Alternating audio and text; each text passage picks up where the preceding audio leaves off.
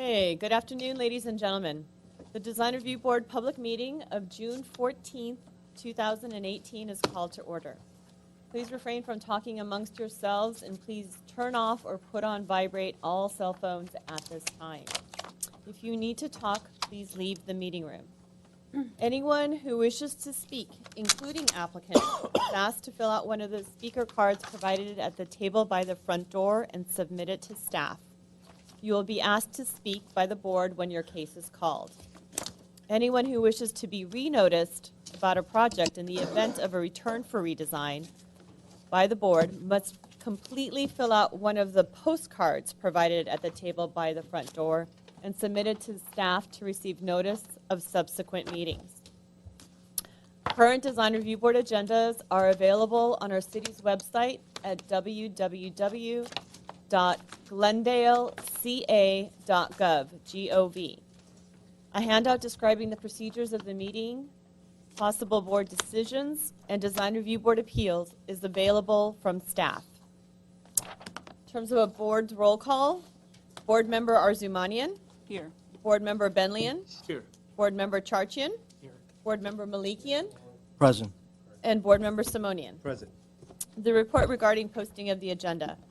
The agenda for this meeting was posted on the bulletin board outside City Hall at or before 5 p.m. on June 7th, 2018. Oral communications. Discussion is limited to items not a part of this agenda. Each speaker is allowed 3 minutes. The board may question the speaker, but there will be no debate or decision. The board may refer the matter to the proper department section for investigation and report. And I believe that there were 2 speaker cards submitted for the oral communications portion. Chairman Charchian, do you have the 2 speaker Yes, cards? we do have 2 cards for oral communication. The first card is from Sherry Robinson. Ms. Robinson, come on up. Hello, my name is Sherry Robinson. I live at 1325 Randall Street. I've lived there since 1962. I am a member of the Glendale Riverside Rancho Association, and I'm here to speak against the rezoning of Silver Spur Stables. I know they're trying to rezone it from a commercial equine to a multifamily zoning. So I wanted to voice my opinion just now in front of this board to let you know that I am completely opposed against that rezoning at those stables. It's a very congested area already. If you put in more multifamily dwellings in that area, it's just going to be totally unsafe for the horse people. Yeah, I mean, this is your unique part of Glendale. You've always advertised it. You've always had it in your pamphlets that you have the Riverside, you have the Glendale Rancho area. So don't take it away. We like that area. We respect that area, and it's very unique. It's something that no other city has to offer. Thank you. Thank you. Next oral communication card that I have is for Susie Lawler.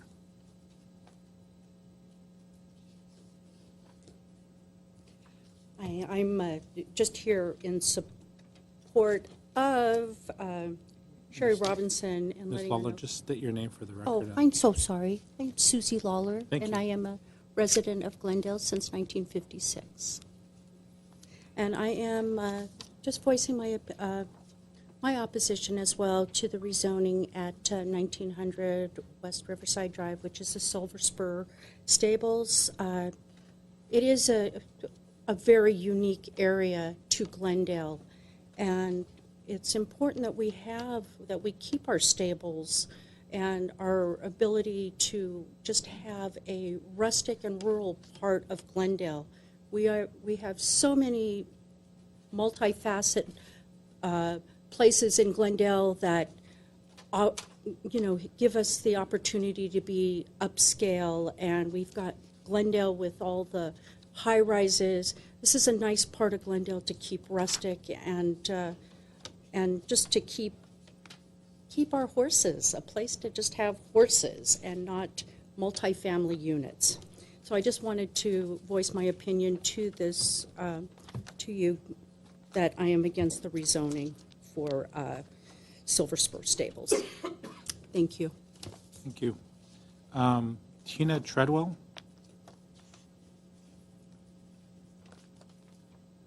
Hello, my name is Tina Treadwell, and I am here also in opposition to the rezoning of the Silver Spur stables. I was a taxpayer and a homeowner in Glendale for 17 years. I recently moved to the Burbank Glendale Rancho, but I am still very much a part of the Glendale Association. I have many friends there. I ride my horse through the area. I ride my bike through the area, through the bike narrows that were created.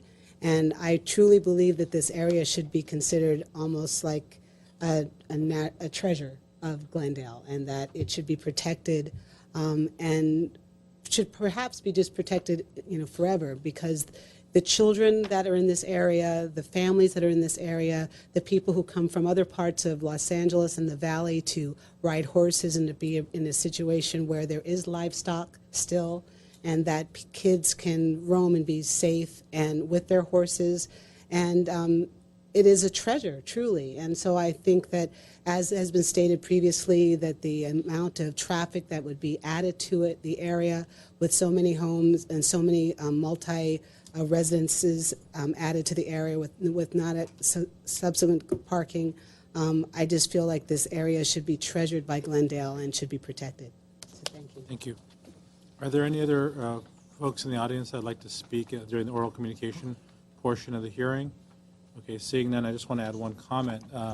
We're obviously the Design Review Committee, not the Zoning Committee, but this project, I'm well aware of it, will be coming to Design Review at some point, and I believe that's one of the reasons that the speakers have come in to speak to us today. And in general terms, any matter that is not on calendar can be discussed during oral communication, so I want to thank the three ladies for coming in and participating in the process by alerting us to these issues. So let's go ahead and continue on the calendar. Okay, the next item on the agenda is staff announcements, and there is a staff announcement from Mr. J. Platt. Mr. J. Platt is here to discuss the record of decision that we prepare at the end of each hearing, usually a couple of days or the next week after the hearing. And we recently had some recommendations for changes to the record presented by one of the board members, and it came to us rather late after the distribution of the record of decision and the vote on the decision. And I just wanted to remind the board that we try really hard at staff level to translate your words into the words that go into the record of decision. Sometimes the words won't be exactly what you said or what I repeat back, just so that they are grammatically correct or capture nuances that may not have been said out loud in the hearing. But in general, we are working really hard to make those accurate, but that may not always be the case. So we welcome any corrections or any thoughts that you have regarding the record of decision, the conditions that you apply to a case. But if you could get those to us as soon as possible, rather than have them out floating in the air or in the public without being corrected. In this case, the record of decision was correct, but what we noticed was actually the vote had been inaccurate on the record of decision. So we were able to correct that, and that will be that has been made public. The website's been updated, and that will be part of your next hearing to vote on that. So luckily, we caught that. Usually, that I think isn't a problem, but just a word of just to help us out. Let us know as soon as possible if you disagree with anything in the records. And with that, the regular agenda items, as noted. We're However, going to rearrange them. yes, and there is one case actually that is being continued, and that is the last item on the agenda, which is case number PDR 1729332 for a project located at 2030 McGinn Drive, and as noted on the agenda, that item is being taken off the calendar, and it will be renoticed once rescheduled. So. Okay, thank you. Seeing that there are no speaker cards for one of our projects, what I'd like to do is rearrange the calendar. If the applicant for Thompson is here. Yes, Franco. Oh, we do have a speaker card, okay. But are you the applicant? Yes. Okay. seeing that I only have one speaker card from the applicant, I'd like to rearrange the schedule, and we do have a board member who will need to abstain, recuse themselves, actually, of that one. So we'll take item C first. We'll take item A second, and then we'll take item B third. That'll be the new order. So I'd like to call up, I apologize that you have to recuse yourself, but I'd like to call up PDR 1805763, 1317 Thompson Avenue first.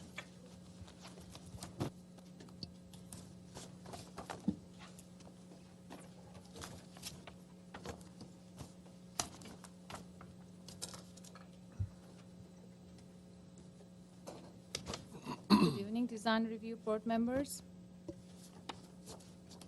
Good afternoon. The case before you is a design review case number PDR 1805763 located at 1317 Thompson Avenue. The applicant is proposing to remodel and add an approximately 736 square foot one-story addition to the side and rear of an existing one-story 1,616 square foot single-family residence built in 1925 with a new attached two-car garage on a 7,849 square foot lot located in R1 Zone Floor Area Ratio District 1.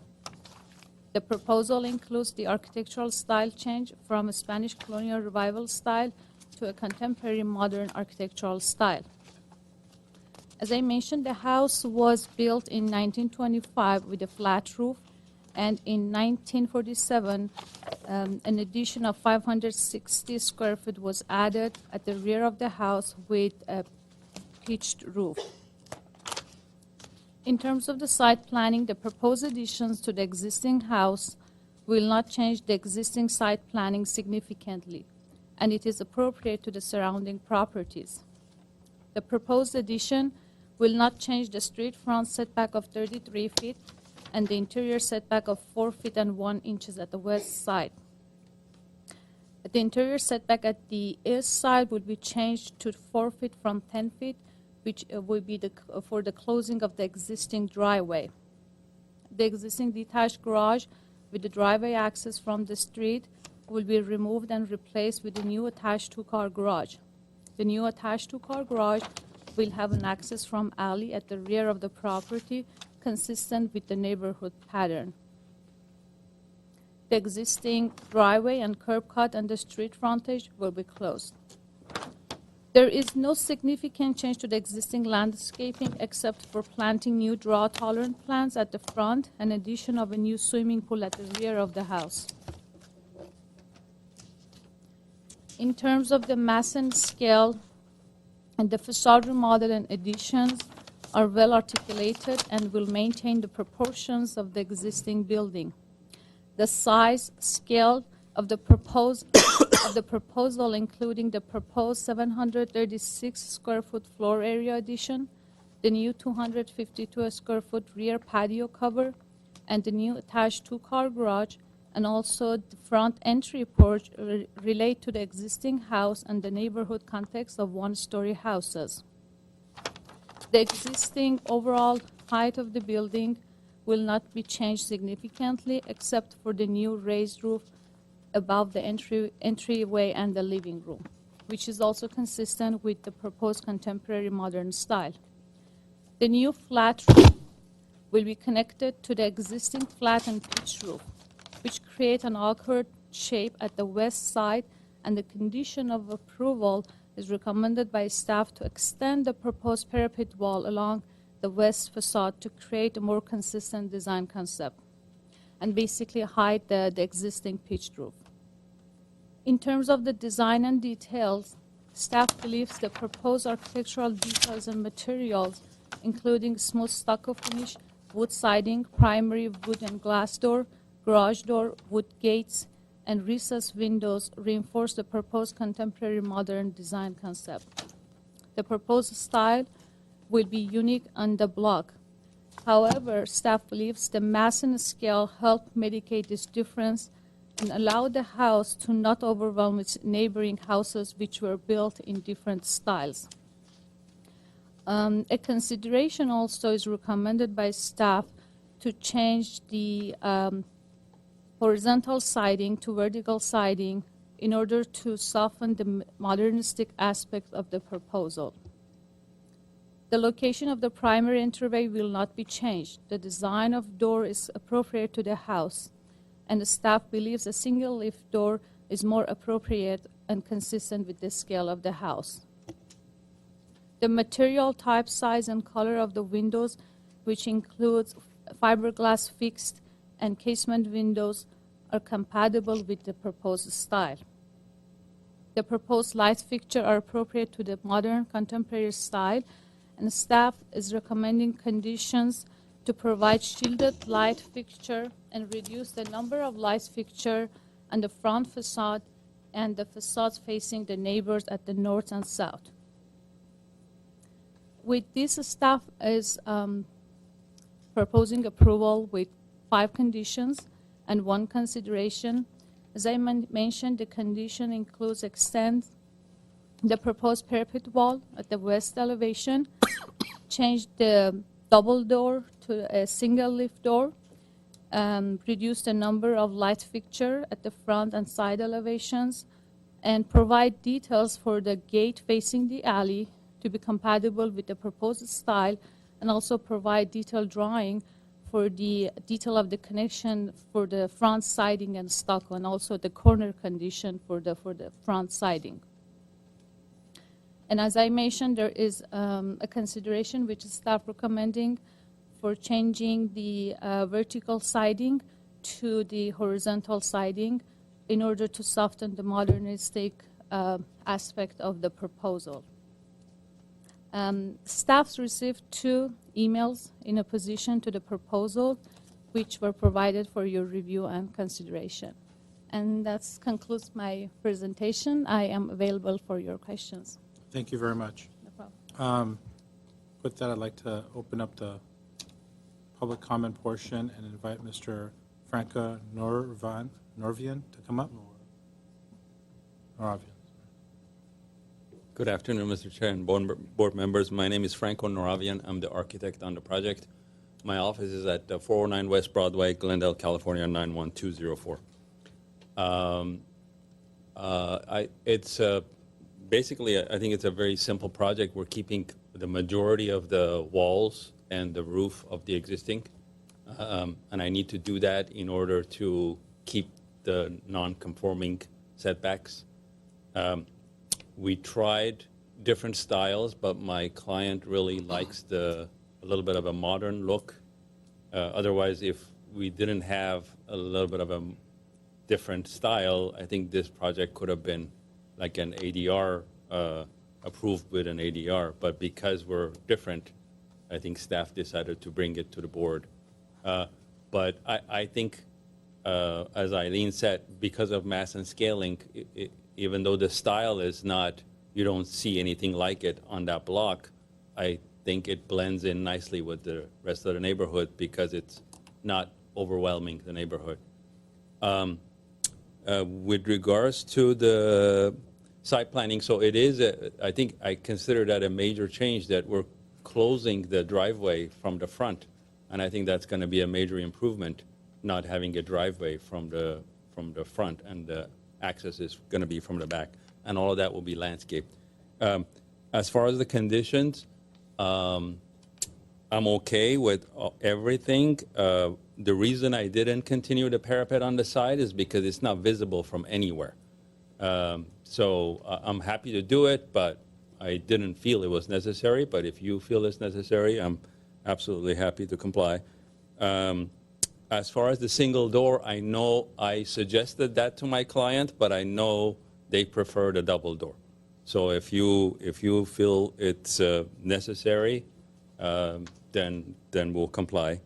And I would prefer not, as far as the consideration to change the siding from horizontal to vertical, I would prefer not to do that because I don't think it works well both with the little screened wall we have in the front as well as the little, call it the clear story window area on top of the roof. I think horizontal siding works better. So I would like to keep that. I think that's it. Oh, I didn't see the emails, so I don't know if there is any comments that I should address regarding the emails in opposition, but if you have any questions, I'm happy to answer. Sure, Mr. Simone. Where exactly is the siding that staff wants changed? I'm having a hard time. It's the brownish area, I believe. That's the only siding we have. Yes. All the sidings. But to change it all to vertical. We put that in as a consideration, thinking board and batten or something would, you know. That was my only question. You asked a question about not seeing the emails. I'll surmise that the emails, one disagreed with the architectural style and commented on mansionization. Okay. The other email had a similar concern. Okay. So I think you've addressed those. I Yes. do have one question. You have a new pool, which I'm assuming is going to be under separate permit. Correct.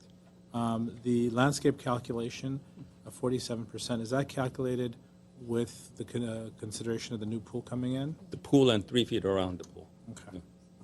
All right, that's all I have. Yeah. Is there any, there's no other speaker cards, so I'm going to go ahead and close the public comment portion of this this portion and open it up to deliberation. Who would like to start? Mr. Bellion? I think it's a simple project, as the architect has mentioned, and it's straightforward, not much to it. I appreciate the fact that it's a single story. I appreciate the fact also that you kept the mass and scale broken in a way where you're not adding new mass to the actual house, even though you're going with a higher portion. It's just a small portion, and it blends in well. I like the project. I think it's well done, and you got my support. In regards to the conditions, I agree with staff conditions. I can go either way on the door. If the client really wants it, I can go either way. And in terms of the siding, I agree with the architect. I think horizontal works better. These are my comments. Thank you. Mr. Malikian? Sure. I as well. I think it's a very nice project. It's a simple project. I have a couple of comments, and then I'll just go down the conditions and express my thoughts on them. So in overall, it is a simple project. So I agree, and I do like the idea of closing down the front driveway, which I think is good. One of the things that was kind of difficult for me to understand was there was hardly there were any heights given for the specific added areas for me to see the overall and then the difference between the heights of the added sidings. I do agree that the horizontal siding is a better choice than a vertical. But one thing that I agree with staff is that on the side, even though it's not apparent, but it just looks like an leftover of everything, and I'm sure you agree with that, and it's more of the direction of the client, I'm assuming. So I would kind of go through the elevations really quickly, give you some ideas, thoughts, and make this really quick. So I think this detail that you have in the front, I like that. How the front. Thanks. You know, how the siding portion is lower, so that can be carried throughout the whole the side. So I think on this side, you can extend the parapet and hide the roof behind it. So this would be a simple square as it is here. And as you bring this up higher to hide this, maybe you want to lower this to bring the same kind of a detail in the front. And then at the same time, I'm not sure what this is for by lowering this. Either you raise this up or lower this to be all consistent. I think it's a much simpler and cleaner project.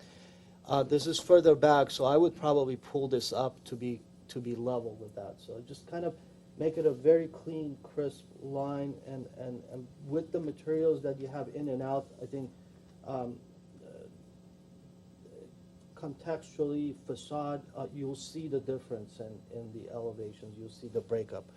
And the other thing is a lot of the callouts are inconsistent, so you have to make sure that the callouts are corrected. Last thing, the detail, the sill and the jam details are very traditional details. We're dealing with a very, a simple, minimal, modern. So I think I would look into, rather than going into the traditional sill that it exposes it, and comes out. Maybe you want to look at more of a clean flush or something that is, more presentable and consistent with the design itself. You have a lot of parapets here that it's unnecessary. So I think by pulling these up and cleaning that up, there's a lot of extra walls and levels that it's created.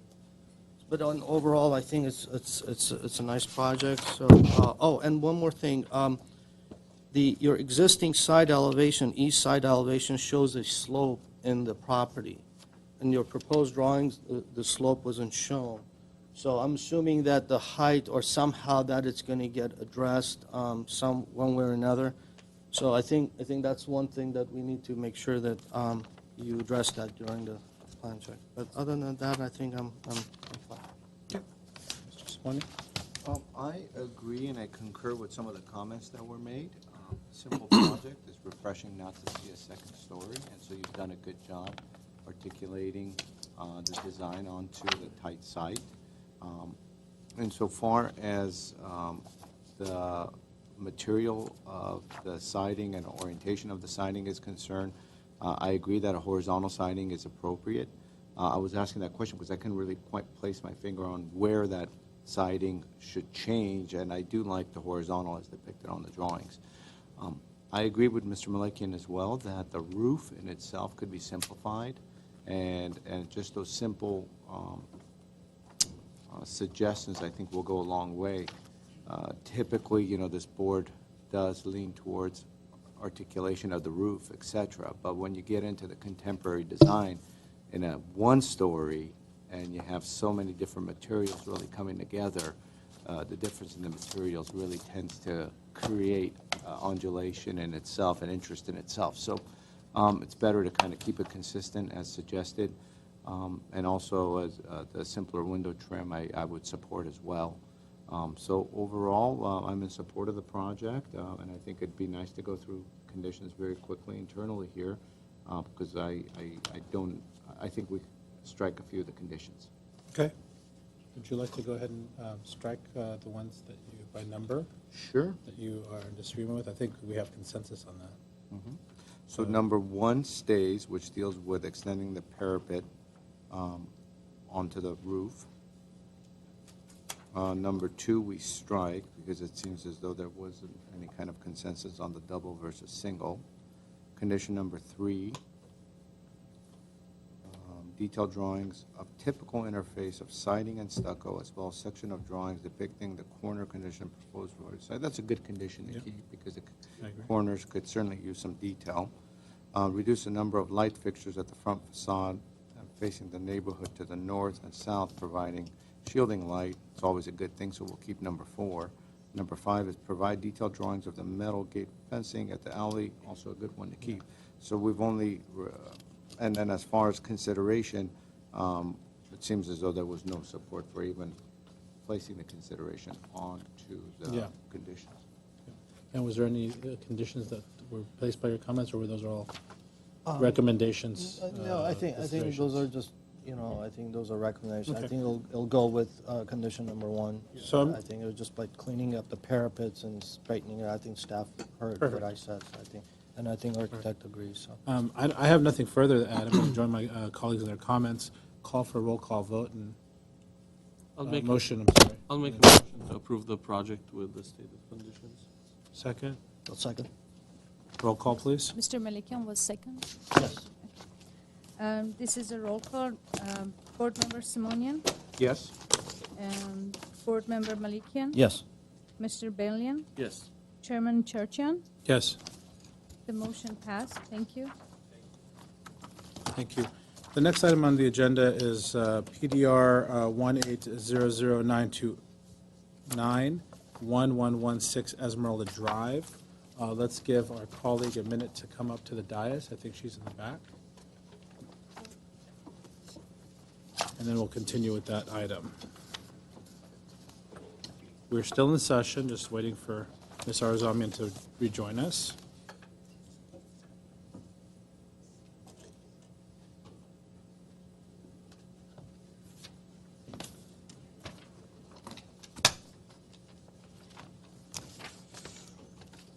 Since we have a minute, if staff could recommend for future items when we have new conditions added that were not part of the staff conditions, it probably would be beneficial to read those back to make sure that when we translate your words into our words and put them in the record of decision that we're catching it.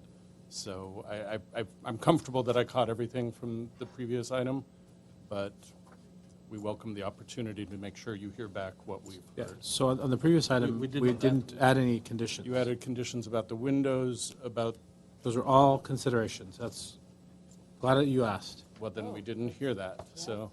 And then your conditions about raising and lowering parapets seem to be revisions of condition 1 Yes, as a condition. as a condition. Okay. The opportunity to read things back will help clear Right. those things up. Okay, So, so but we will make those I window apologize. and the So, drawings as considerations.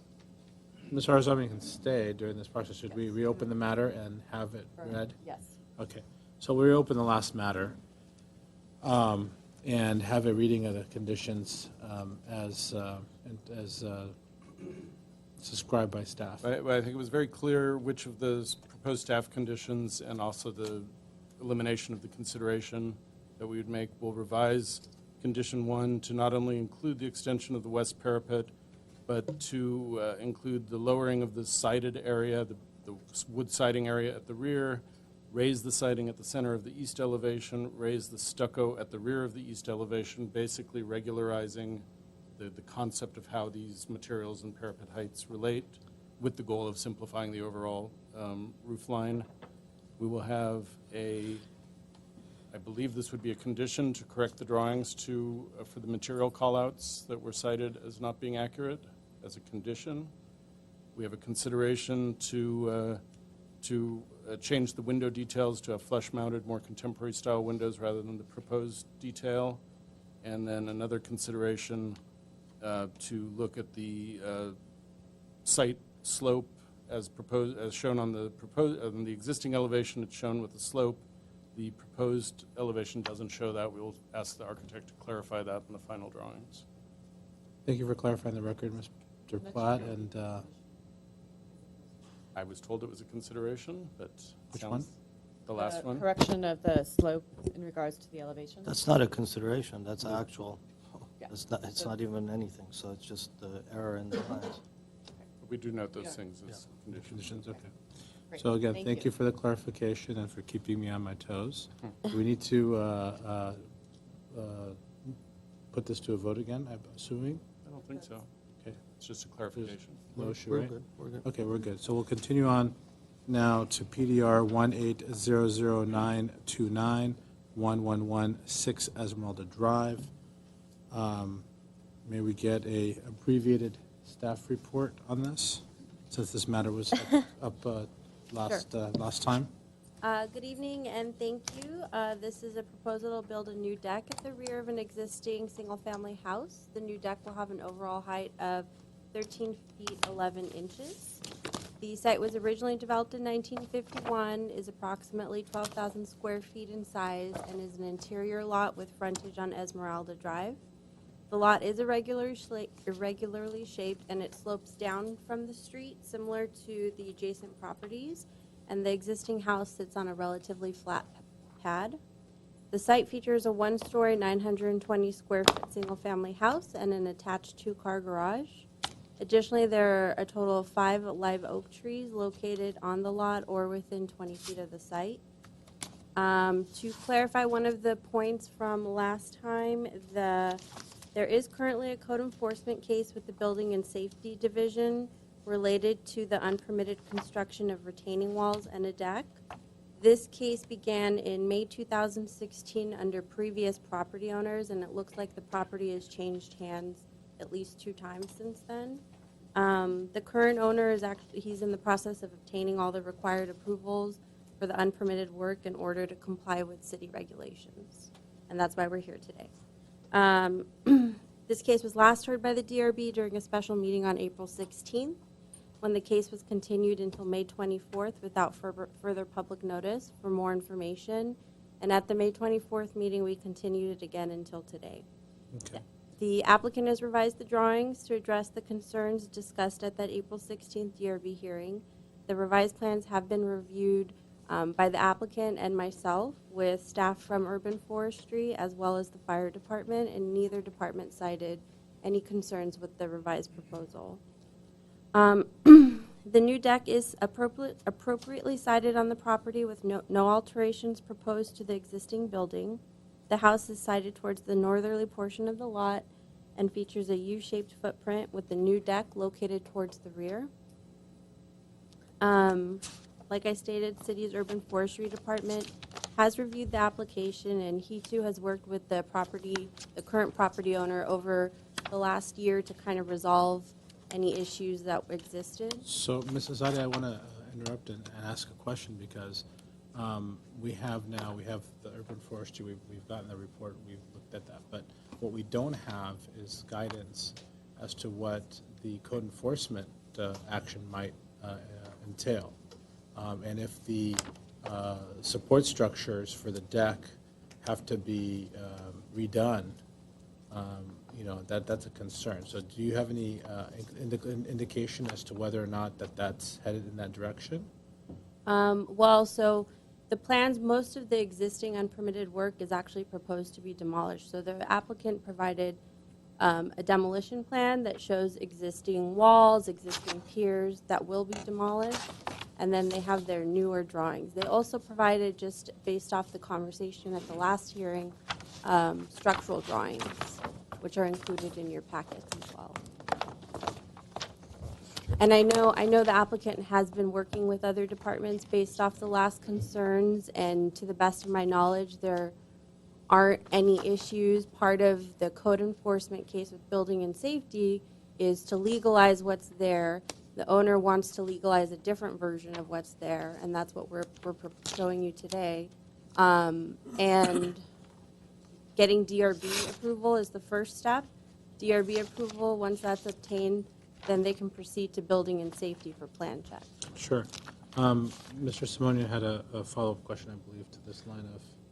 Yeah, well, I have a general question to Okay. begin with. The last time this case was heard, which one of the board members were present?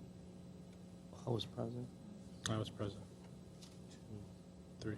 I was We had present. 3. So these, Yep. the board members on So the right? you and board member, I think Arzumanian were not here. Oh, okay. Correct. So, okay. Board member Arzumani and I were not here, okay. Correct. So, do we have a full-size drawing of the portion that is to be demolished? It is on the. Which drawing should we refer to? So, and it should be in your packets as well. This is the existing plan that shows the work that's proposed to be demolished, and then these are the existing elevations. And what sheet is that? That is The top left sheet one? A2. Okay. And you said there was some discrepancy between owner's desire to maintain a certain level of the work as opposed to building and safety. What are those discrepancies? Well, you said there was some I think you had someone that did some work. You have a new owner. They want a version of a deck, but they want this version of the deck, and that's what we're bringing forth today. That deck itself, the existing one, would have also required a similar approval process just based off our observations in the field of the height. So most of the structural work that was installed by previous owners will be removed. This new deck will be supported primarily by new caissons and new structure. And Vista can help me here. I think there might be along one side a wall that may be legalized and be part of the structure.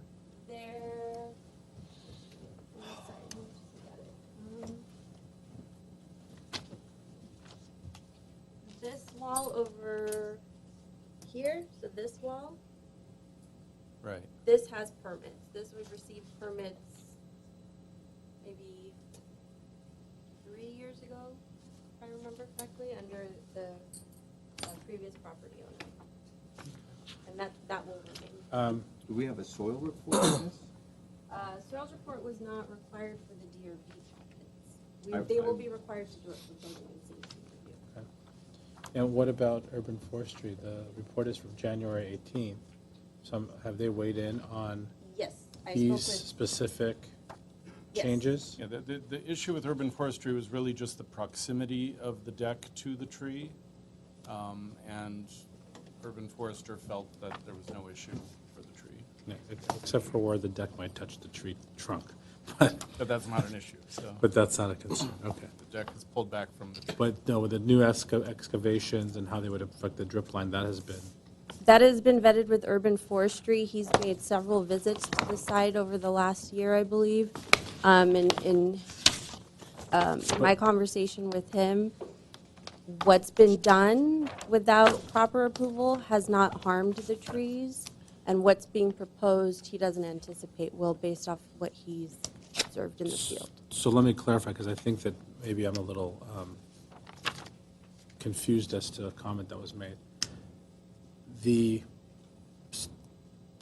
plans as they are now are not necessarily a reflection of the last DRB meeting comments.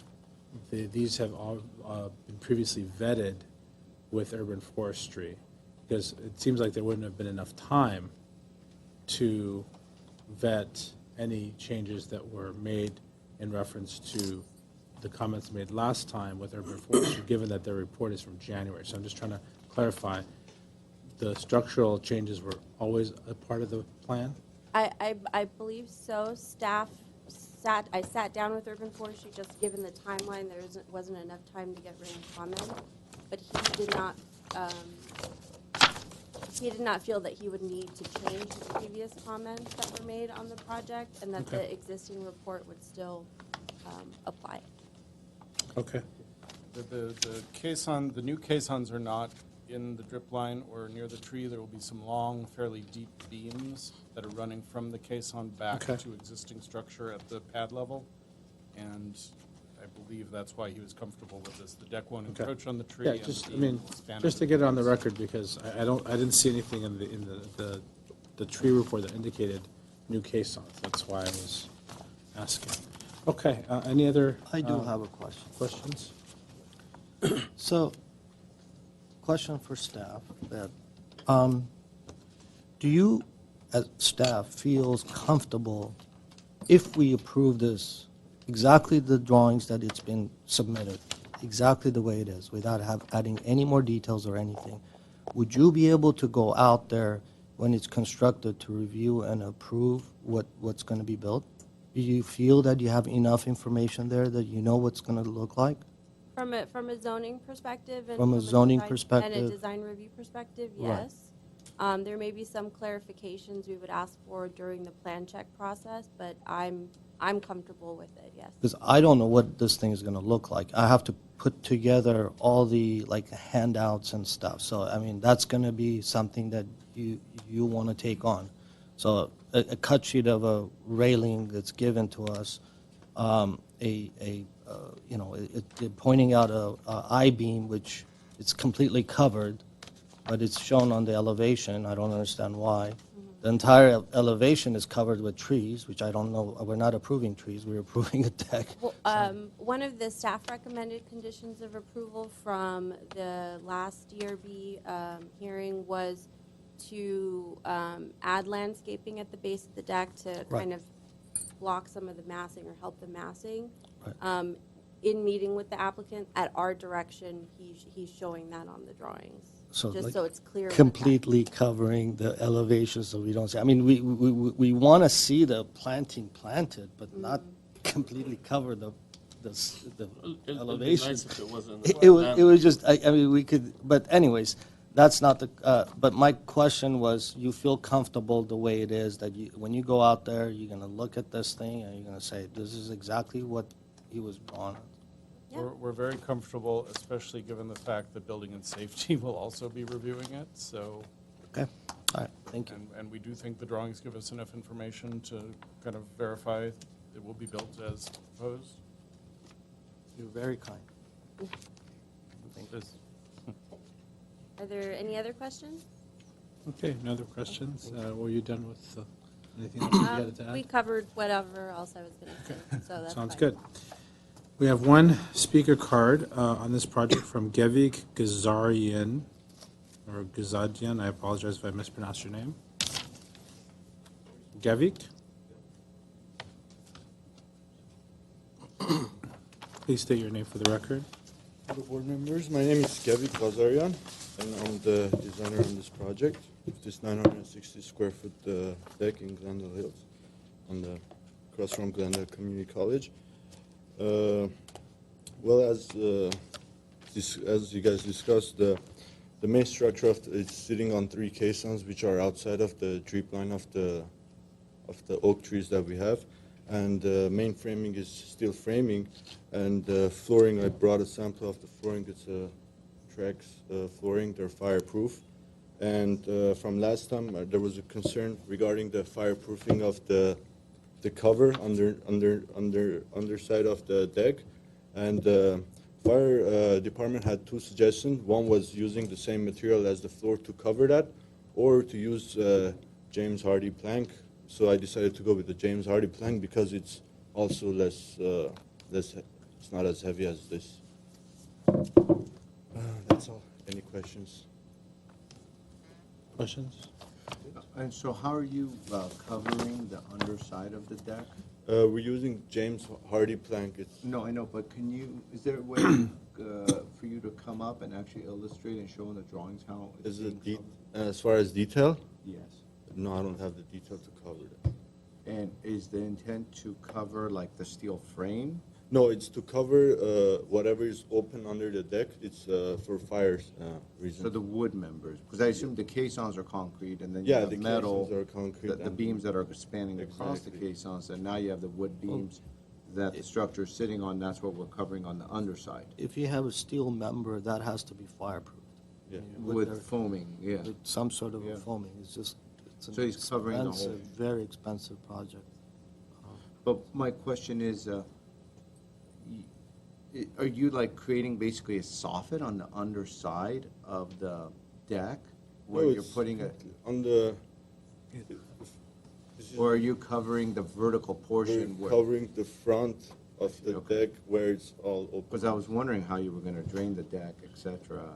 Okay. No, it's So you're creating basically a vertical kind of a stem wall, as you might Exactly. say, along the front of it. And right after the plans came, it was because from the street, it's gonna look like this giant wall. So that's why my intent was to cover it with as much as plants possible. So at least it'll be a better view. Okay. Any other Um, questions?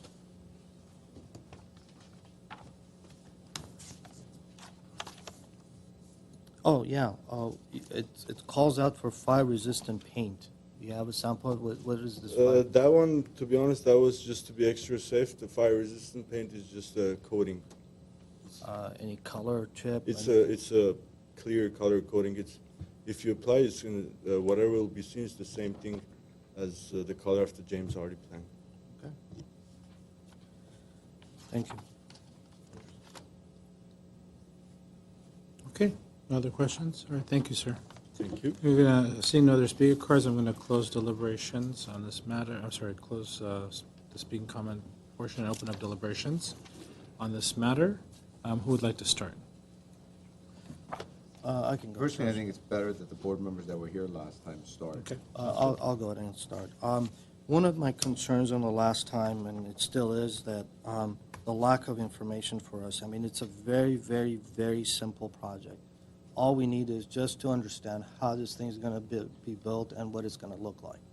And we're trying to put together all these pieces together, and I appreciate staff has gone out of their way to say that they're fine with this, but I can guarantee you the way it's designed, they cannot build this thing. They're going to need to build some additional support for these planks.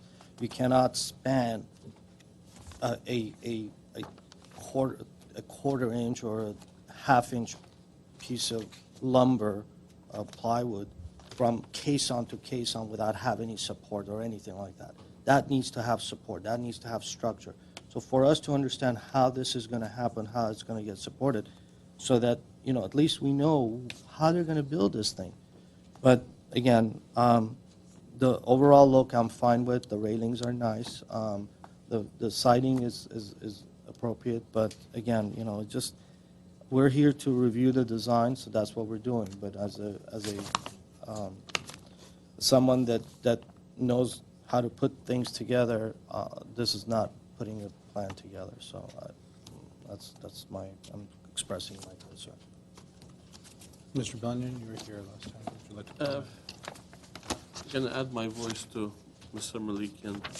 I think it lacks the details. It's hard to understand what they're trying to do. As long as staff is comfortable taking it on, I'm okay with that. Mr. Simone? Well, it was important for me to hear from the board members that were here last time, because some of the questions that I had, I wasn't finding the answers to in the package, so I was hoping that there might have Still been. not there. It's still not there. We've had different decks that come in front of us in the past where there's been a lot of section cuts that depict kind of how the vertical wall ends up coming together. Usually, there's a lot of discussion about how to treat that wall, what that material is, what sort of landscaping we plan against it, how to layer the landscaping to create more of an indigenous look. We then talk about connections as far as, you know, railings, etc. And I would say that in a project that has already had a misfire in the case of starting work without a permit, it kind of gets amplified, right? Or a correction of work, whatever the issue might have been. So I'm having those doubts at the moment as to how this is all going to come together. And I don't have enough drawings or material here or details to start piecing those together. So I absolutely agree with Mr. Malikian. Insofar as the general concept of removing the old and putting a new structure, great. But we've had this approach without really a soil report, so we don't really know, you know, what we're working up against. I assume if you go deep enough, you're going to be able to make those piles work. So I'm not entirely concerned there. However, it's always a good thing to have. Now, secondly, we're talking about a general location and an outline, so we understand that, so that's positive. Okay, so now we understand all the old stuff's coming out, new structures going in, we understand the perimeter as far as the boundaries of it, but I'm still don't understand the technical connections of the materials and what sort of materials, etc. So unless we kind of put in some conditions, for example, sections of the vertical wall at the edge of the deck to provide more visibility, let's say, further details of the railings and the connections, further details as to how fire protection could occur. As Mr. Malikian is saying, it's going to be hard to kind of identify what the end product is going to be. So if there seems to be an overall consensus for support as far as the big picture, profile, method of achieving new structural stability, and adding those conditions, I might go along with it and support the project. Okay. Ms. Rosami? I wasn't here the first time, but I'm not going to repeat all the concerns that was brought up. I don't have an issue with the design. It looks really nice, but I would like for us to address some of the concerns of our, which seems to be general, and they all have the concerns. So if we can address those, then yes, Okay. I would be supportive. I also will keep my comments limited. The design has some merit to it. I think the 13.5-foot span, especially from the neighbor at the 1630 Arbolas, is an issue. However, the viewpoints from that house are such that it's not as significant, and hopefully the plantings that are depicted will take. So I'm okay with the overall design aspects. I share the concern. I'm not an expert in the structural aspects, but I understand that if it's not going to calculate out, we're going to be looking at something different. So maybe we would be able to condition this where we have the design is approved, but if there's any variation from the design because of restructuring the project, that it comes back. Is that something that the board, the group would support? If they need to re-engineer it, then it needs to come back. Just to remind the board that that's true of any significant deviation from any project that we review. We will always bring it back if we can. So, are there any specific things that we want to condition on the We've project? given those conditions last time. We just had to give us some information that how this thing's going to look like. You know, they literally took it, you know, literal, when I said let's plant in front of it so it reduces the height. They literally covered the entire elevation with plants, so I can't even see what I'm approving. But nevertheless, it is, they followed. They listen. They listen, so we have to give them that merit. But again, I'm concerned how they're going to put this thing together. But again, I'm not going to design it for them. Okay. So I'm going to approve, I'm fine with approving the way that their intent is, but if it changes or anything else, like we talked about, I think it can come back. Can I take a stab at, Sure. you know, adding those 3 conditions that we talked about earlier? Just so, well, let's say that Mr. Plant might already have them written down. That's a possibility. Yeah, so let's see what we have at this point, and we might need to add a few more. I believe that all of the conditions were addressing how the cementitious siding at the face of the underside of the deck is going to be attached. I just want to suggest that in our view, this is not unusual for deck approvals, either that the board has considered or staff level. This one's a little different because of the spans that we're talking about, but clearly the cementitious siding has to be attached to something. It's similar to the construction of a house where we don't review drawings of the studs and the construction of the interior of the wall, but we know that building and safety is going to make sure that that happens in a way. But we appreciate that the board wants to hear that. So the condition that I would propose is that we get section drawings at various points along the edge of the deck, showing what sort of armature, what sort of structural supports will be made between the pylons and under the beams, to make sure that there's sufficient support for the hardy material. Ultimately, that's more of a building and safety thing to review than ours, but we'll make sure it's there so it's clear to everyone looking at this that they've thought that through. But all of my notes are focusing on that issue, so if I missed anything, please fill me in on other aspects. Anything else? That was it, and then no, that was kind of it. Okay. There was So, also a connection, the comment about the connections of the railing, et cetera, and how Oh. it's going to come together. okay. So we can add a condition to provide detailed railing section and elevation so that we understand how it's connected and what the materials are. And as far as a landscape plan is concerned, is there a landscape plan at the moment? There's a plant material called out and irrigation proposed. They're proposing fire stick plant at the base. They try to show that a little bit in the rendering. Yeah, not so much in the rendering, I but have the a- plan format, yeah. Picture from bewaterwise.com if that So they're just using one type of plant? They are, and I reviewed this with our urban forester, and he's fine with this underneath the canopy of the oak tree if that occurs. Okay. So All right. Okay. All right, so I'll entertain a motion on this. Those conditions, if there's anything else. I move to approve the project with the conditions as stated. Second?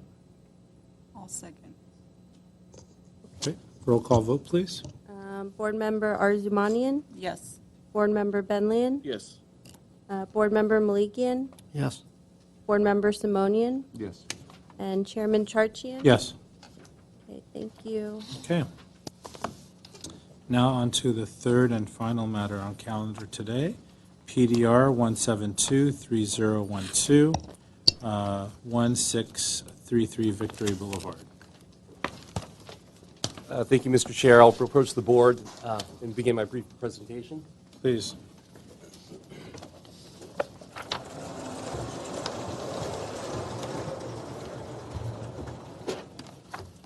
The next project before you proposes to demo a one-story existing commercial building with associated shade structures on the property that was constructed in 1966, and to construct a new three-story 64-room hotel that's approximately a little bit under 38,000 square feet.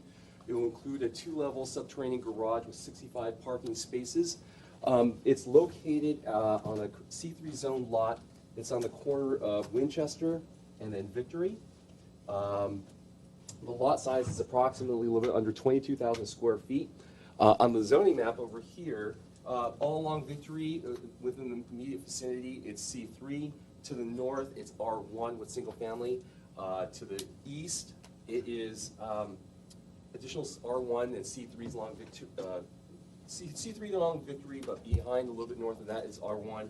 And to the north, it's C3 and it's some R30, 50 as well. Can you point to where the property is? Oh, I'm sorry, it's a green highlight there. It's hard to tell from here. Okay. Yeah, I'm sorry, it's a little bit far away. As part of this project, staff drafted an initial study, which had been included with your packets for your review. It was circulated for a 20-day period for comments. Approximately 25 comments were received from the public. It was also included with your packet. Just to go over the project's design, the building, as you see in the outline of the site plan, will occupy majority of the lot and will follow the square shape of it. It will include some changes in plane, particularly from the alley, Victory, and Winchester.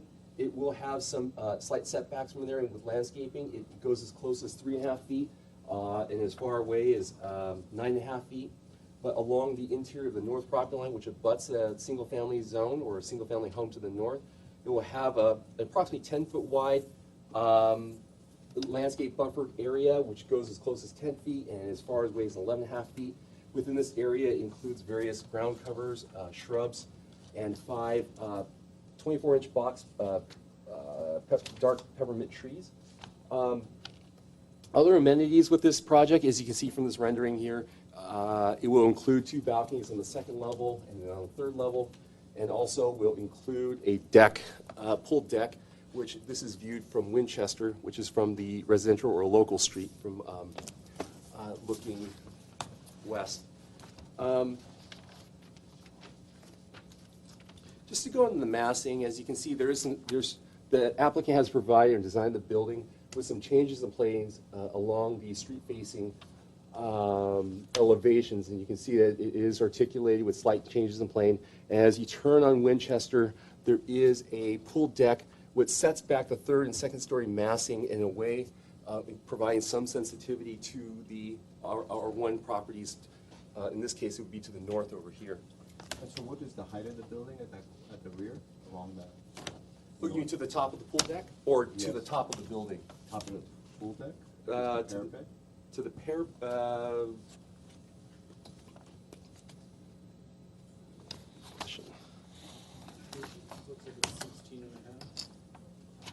yeah. The floor level will be 13, and then probably with the added. The overall height of the building will be 35 feet, once again, 3 stories tall.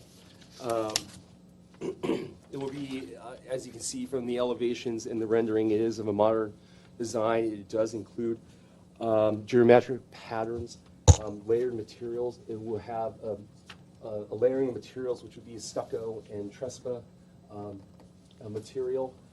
There is a green screen provided along Winchester at the garage level, and also the north elevation. This is from the interior from the north property line, looking at from the landscape area, and this is the pool deck, so there's the green screen here as well. The roof design is flat, complementing the modern design, which does have some change of the with some articulation, which complements the modern design.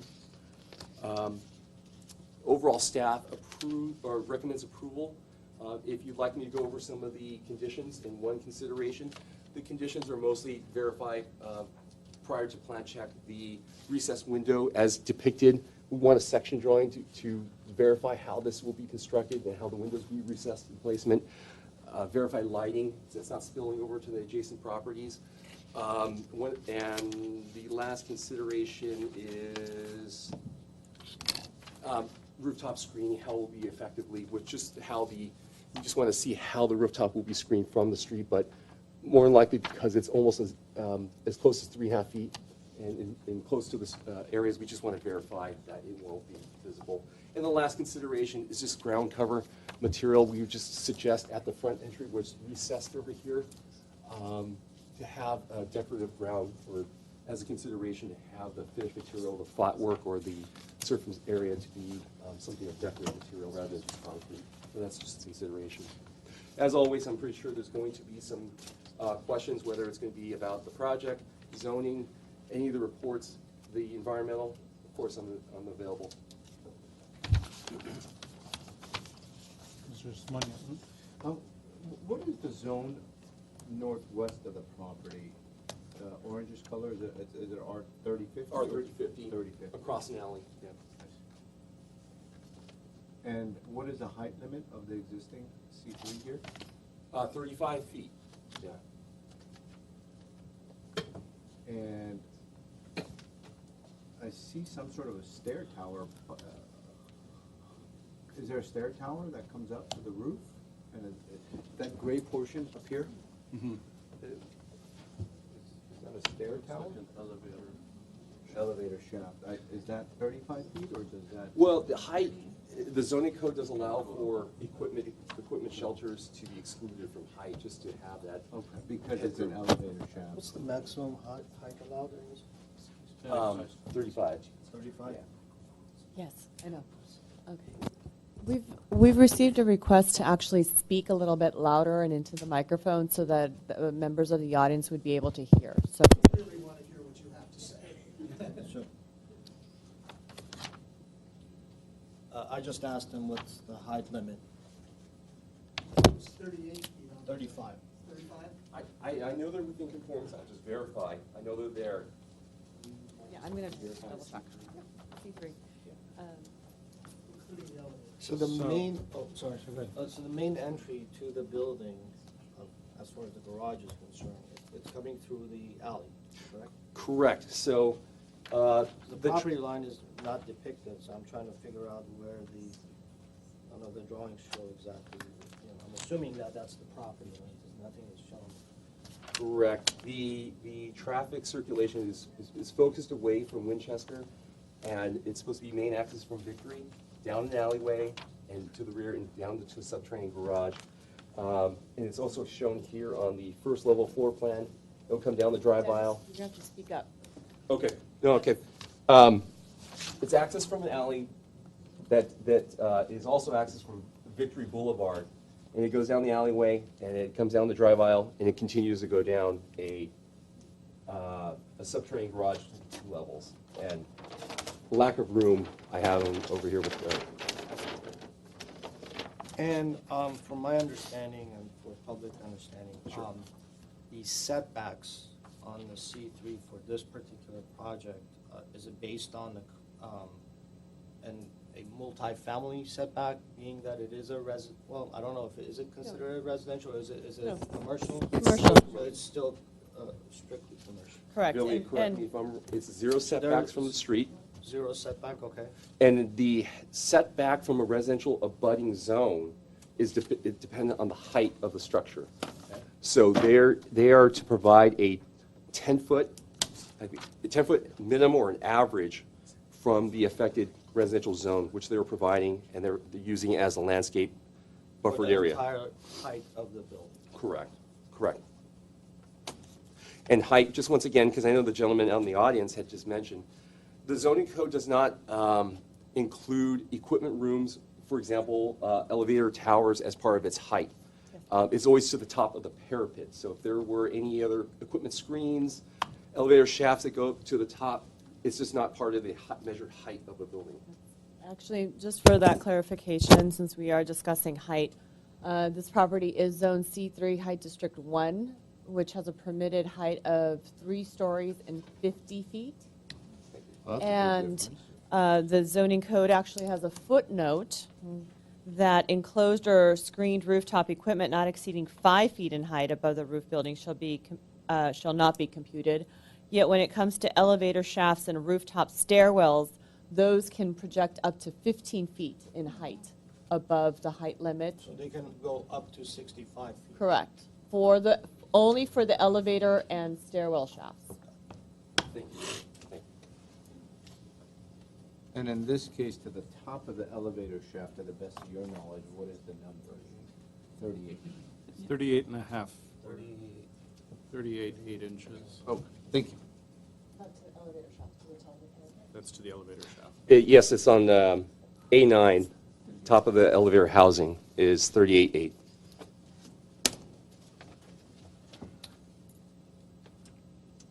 Now, is the, how would I say this, the lobby or the main lobby, is it, does it have any amenities, any kind of a commercial or any type of a retail component that it's going to create activities for public, or is it just whoever the patrons are going to be using? The floor plans demonstrate that it's just for a reception area. There's no amenities. It does not include like a continental breakfast area or anything like a dining area. So there's no alcoholic beverage So sales. The reason that I'm asking is that basically it's going to be all completely, there's no activities happening here. So later on, they come out and they put chairs and tables for outdoor dining and other things. Is that going to happen? Is that something that it's? Their plans do not demonstrate, but it's a question we can definitely Is it ask allowed? the applicant. Is it allowed in this zone to do that? In a C3 zone, they would be allowed to go ahead and have tables and chairs in front. Without the element of a restaurant, I just propose, that's a good question we can ask the applicant. Any other questions? A couple of questions in reference to the landscaping plan. It shows a sizable tree on the pool deck, not reflected in the renderings from what I can see. So my question is the pool deck landscaping contributing towards some sort of minimum requirement for the property?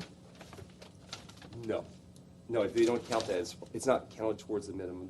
They're doing that as a gesture to screening the pool deck area and adding additional buffer area. The thought behind that is, as you can see on the second level floor plan, which it has the roof deck here. So to the north of here is the single-family residence, and over here is where the pool is. There's going to be a planter area here so that it kind of focuses away of activity from lingering on the edge, and to have activity more focused towards the pool and not having people looking over, congregating towards that area, as the planter will prevent them or from leaning over or actually looking over to the area over there. So this rendering here is of the hotel without the proposed landscaping, but what they're proposing here, it does have that 24-inch box peppermint tree with some, I believe it's supposed to be bamboo, but I hope that answers your question. Yeah, that does. And there is no landscaping requirement in the C3 zone. However, when there is a required setback, which in this case would be adjacent to a residential zone, which would be the 7-foot minimum, 10-foot average setback that you see here, that would have to be landscaped. So by code, the northern portion, let's say, not the true north, but the northern portion that's abutting the single-family lot would meet the 10-foot minimum setback, but the rest of the frontages, such as the alley, Victory, and the other side street, do not have a setback? Again, just the portion directly adjacent to the residential would have a 7-foot minimum, 10-foot average, so not a 10-foot minimum. The intervening alley does make it not abutting the residential zone technically. So there's not a technical abutment to residential. So those setbacks don't apply here. But what about north of the property, it's single-family? Correct, and that's, Right. excuse me, that's where they have the. Right, that's 10-foot 10 feet. That's 10 feet. But then on the alley, so my question is on alley, Victory, and Westchester, if that's what it's called. On a C3, Winchester, on a C3 lot zone, it's 0 setback, Correct. as far as the design development Correct. standards. Okay, thank you. Okay. Any other questions? Okay. One last question. What guides the parking requirements? Is it the rooms, number of Yes. rooms? There's a parking requirement per code of 1 parking space for every 1 hotel room, 1-to-1 ratio. Okay, and is there any additional parking required for lobby space or square footage or anything like that? Okay. If there are no further questions, I will open up the public comment portion of the hearing. The first speaker card I have is from Jayesh Kumar, followed by Nikhil Kamat. Whoever is the applicant on record, please come forward, and you have 5 minutes to present your case. Thank you. Hi, my name is Jayesh Kumar. I'm the owner of the property. And so the way we designed this, I know a lot of people have concerns about traffic and everything, doing other hotels in Los Angeles. So we wanted to keep the traffic away from the residential side, where all the residents go to their houses, and also on Main Street, because then you don't want to back up other free-flowing traffic as well. So that's why we actually had the traffic come through the alleyway, where it's not as, used, in our sense. And so it makes it easier for in and out, for the main public. And about the setbacks, as you could see, we only required 7. We gave 10 because we did feel, we have done other projects where we did talk to neighborhoods, prior projects, and we are sensitive to their needs. And so that's why we designed it the way we designed it, where the pool comes in back, where it's still set in effect, looking for the residents going further away, and so it doesn't affect their eye level. And those trees that we were planting around the pool, actually the height will go up to 10 feet when they're fully matured. So there won't be any, guests that are there peeking over. It's, again, just for the pool and nothing else. And, again, we don't have bars. We're not serving liquor. It's just for strictly hotel. And that's about it. If you have any questions for me. Sure. Any questions? I have a lot of questions, but Why don't- one of my quick questions, have you done a traffic study for this project? I think it's part of the environmental. The project was routed to our traffic division, so they ran a model, and it complies with the Metro 20, I forgot the exact year, but they were not requiring an impact analysis. What is the traffic count per hour? Hold on one quick second, just give me a couple seconds. Thank you. Explain to me a little bit about your thought of how you went about with the modern, the cube, whatever the design that you came up with. Most of the hotels that we've seen, or most of the hotels that come, they do have a theme. They look at the neighborhood. They try to kind of work with what's there. And what I'm seeing right now is a very contemporary. Is it like a style of your brand? Is it something that you're expressing with No, whatever your so, I'm sorry. other hotels? Yeah. So explain to me a little bit. So what we are a boutique hotel firm, and yes, we are sensitive to the neighborhoods. So we see Burbank and how it's transitioning. And it is going to transition in this area because you got Burbank and you got downtown. It is going to crash into this area. And so what we're doing is also all the production houses, you know, all the clients that are coming in, they're into boutique style kind of, you know, look. And so that's why we wanted to, you know, do something modern, preemptive, you know, for what's coming. But what you're really saying, and by the way, we're in Glendale. What you are saying, though, is that you're designing the hotel for the customer and for what is going to come into the neighborhood down the road, not what's there now. Exactly. But what it is, what we're doing right now, if you notice, the neighborhoods won't get an effect of what it is because of massing of the back planters and everything. So in reality, the neighbors will never feel the effect of the modernness. Yes, you're right. The commercial side will look at it. And so that's why we wanted to have that modern feel with, again, going more into the media, all the media moving into the area. You know, Disney, if you look at their colors and, you know, so we wanted to, I mean, I know that's Burbank, but. Is there do you have an architect here as well? Yes, we do. Okay. So maybe the architect should address I think some of much the better design. job than I am. Probably. Thank you so much. Sorry. Thank you. Any other questions for the owner? None? Okay, thank you, sir. Thank you for saving me. Nikhil Kumar.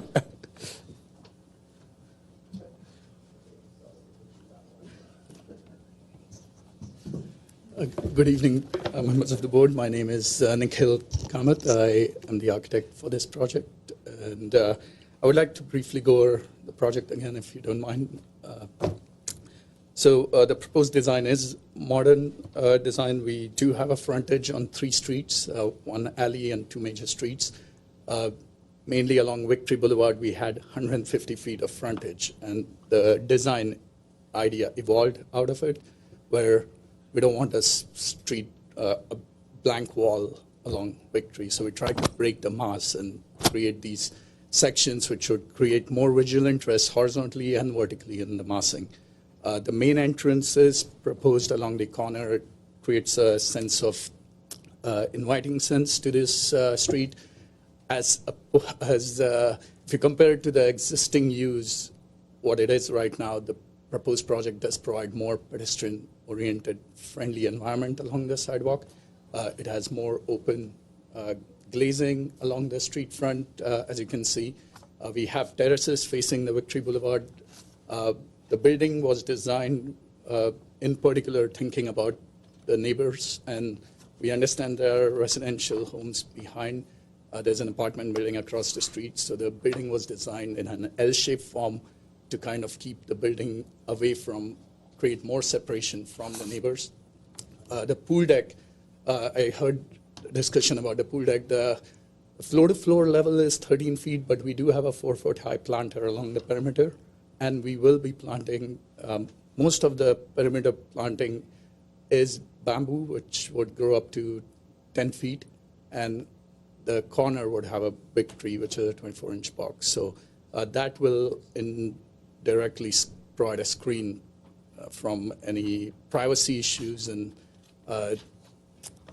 we went over some of the concerns that the neighbors had in terms of privacy. So just to reiterate it, the height of the bamboo would end up being, the top of the planting would end up being close to somewhere in the range of 22 to 24 feet, which if you stand in the topmost floor in a room, your eye level would kind of be in line with that planting, so it would block any view towards the neighbors. The other thing I wanted to talk about was access. We have had discussions with staff, and we try to avoid having main access, automobile access from Victory or Winchester, mainly to avoid any backing up of traffic. So the main access is from the alley, and in addition, once you enter the building, there is almost 80 or 90 feet of linear length before you can get to the basement. There is a pedestrian entry from inside the building, as well as we are providing access from the front along the street. In terms of landscape, we are using That little buzzer, that your time is almost up, so if you want to wrap it up to your last sentence. Sure, so And then we'll add time if necessary. So we would, the building height, it complies with the code, it's 35 feet. The elevator housing extends beyond, but it's far setback, so you won't be able to see it. Any mechanical equipment on the roof will be screened because it will be set back from the perimeter. Okay. And, we think this project will provide more attractiveness to the neighborhood than what's currently there. Okay. Thank you. Thank you. I Stay have up a there because I'm question. sure there's going to be I questions. have a question. Mr. Malikian? Yeah. Can you elaborate or explain, you indicated that it's a pedestrian-friendly long Victory. Can you explain to me what makes it a pedestrian-friendly?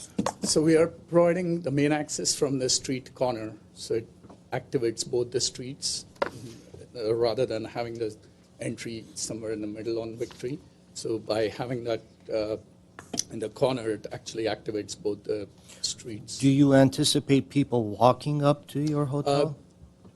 Well, there may not be walk-ins as much, but the people staying at the hotels will be going in and out of the hotel for sure, and that will definitely create some. So my next question is, have you done a sun study? No, we haven't. Do you know that I appreciate you lowering the mass of the north side to address the residential part, but do you know majority of your activity or majority of the day it's going to be under a shadow? Yeah. So the sun and everything else, whoever's using it, is going to be under shadow over there. You are aware of that? Yes. How many guests do you anticipate? I mean, you have 64 rooms. 64 rooms. Yeah. Have you done? Has there been a study to know how many occupants that will pencil out as far as? I'm sure the applicant will be able to answer that question. As far as I know, I believe the range is somewhere around 70 to 75%. But Okay. I'd like the applicant to answer that. The occupant count that you anticipate that the outdoor terrace will take on, what is that? Do you know? The terrace is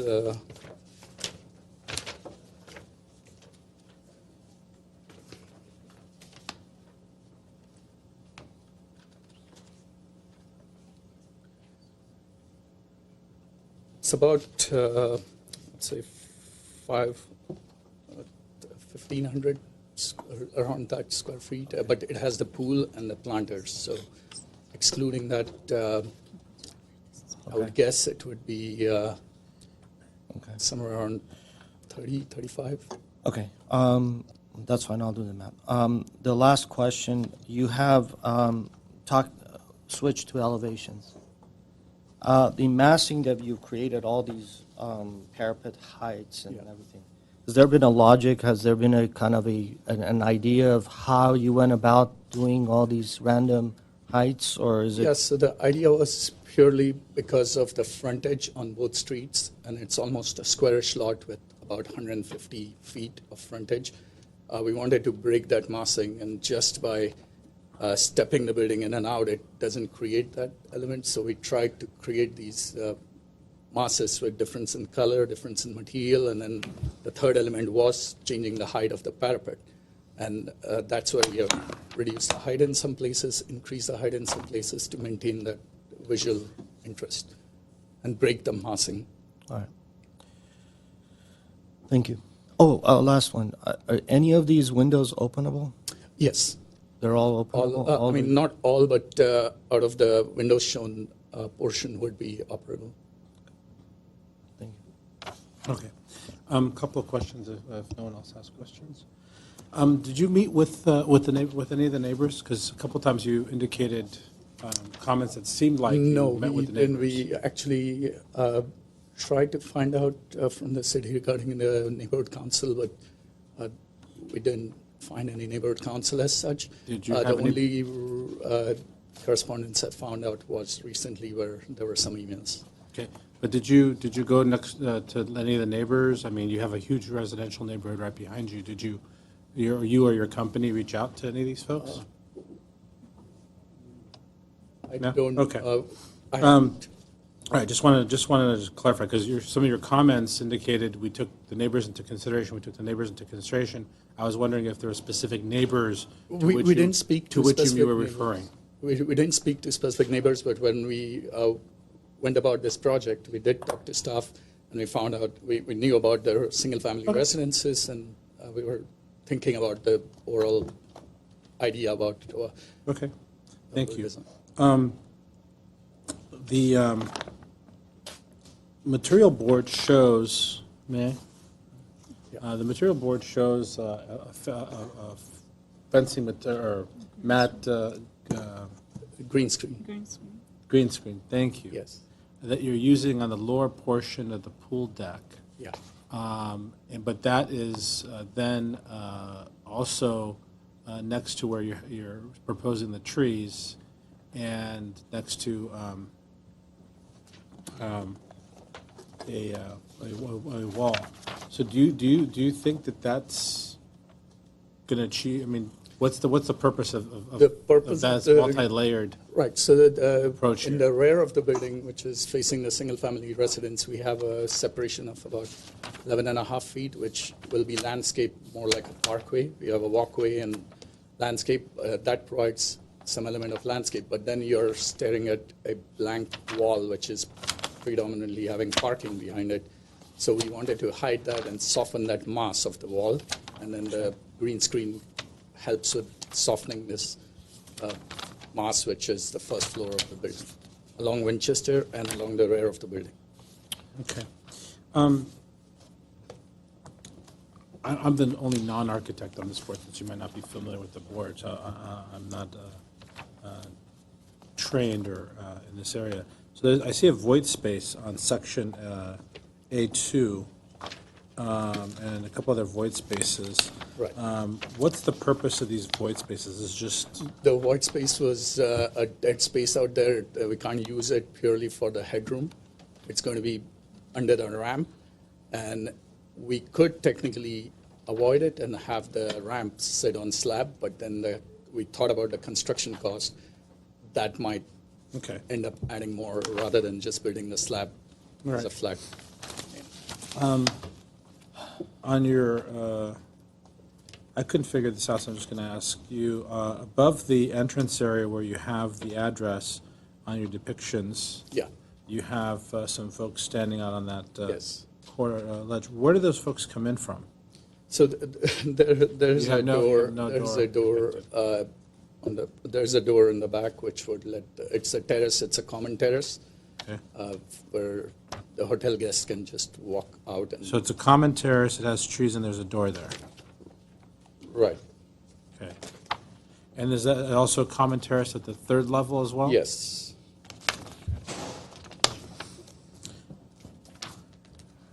I think, I've tabbed all these questions, so.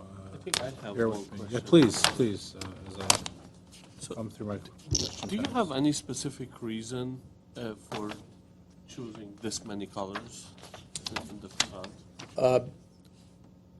The reason to use we had tried to use mostly yellow and blue, and it was more to add a little bit of vibrant colors, because most of the projects you see around are more beige and brown, and it has become so monotonous that we thought adding a little bit of color would help this project.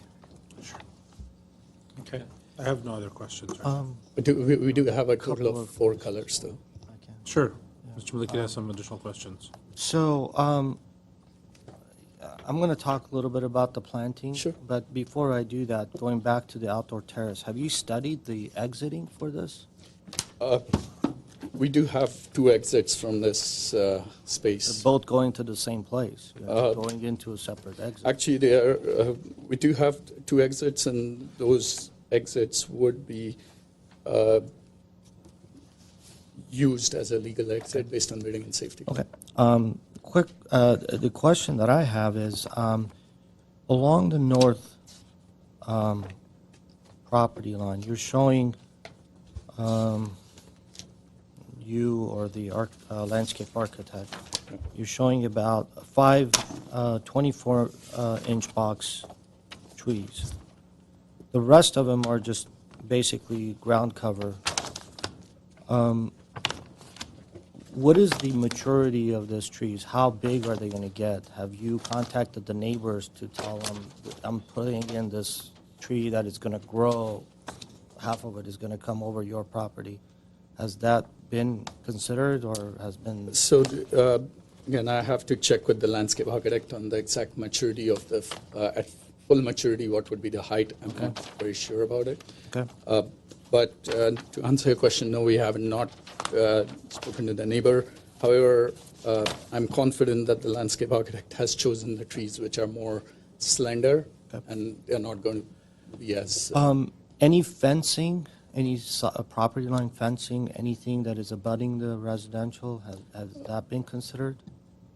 At this point, no, we would have to provide some, a boundary wall or some kind of a perimeter. And it would, I would guess, for security reasons. I mean, we would like to provide a decorative wall, but most probably the neighbors would want a solid wall, so we don't know at this point. Okay. Thank you. Okay.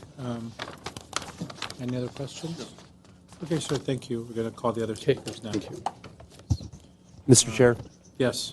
Board Member Malakian asked a question in regards to the traffic. Please. And I promised I'd get back to him, so Thank you. Thank if it's you. okay if I can interject before you Sure. call up to the public. So this application was routed to our Public Works Traffic Engineering Division, and what I mentioned is they did do a trip generation estimate in this project. The project is expected to generate, by their calculations and their studies and their modeling, it's going to be 34 trips in the morning and then 39 trips during the PM, which is below the 50 net peak hour trips. So therefore, they recommended and they did not require a traffic impact analysis. No cross communication, please. Okay. Appreciate it. Thank you. Okay, thank you.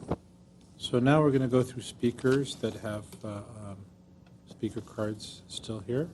The next speaker is Eleora Marks. Eleora Marks.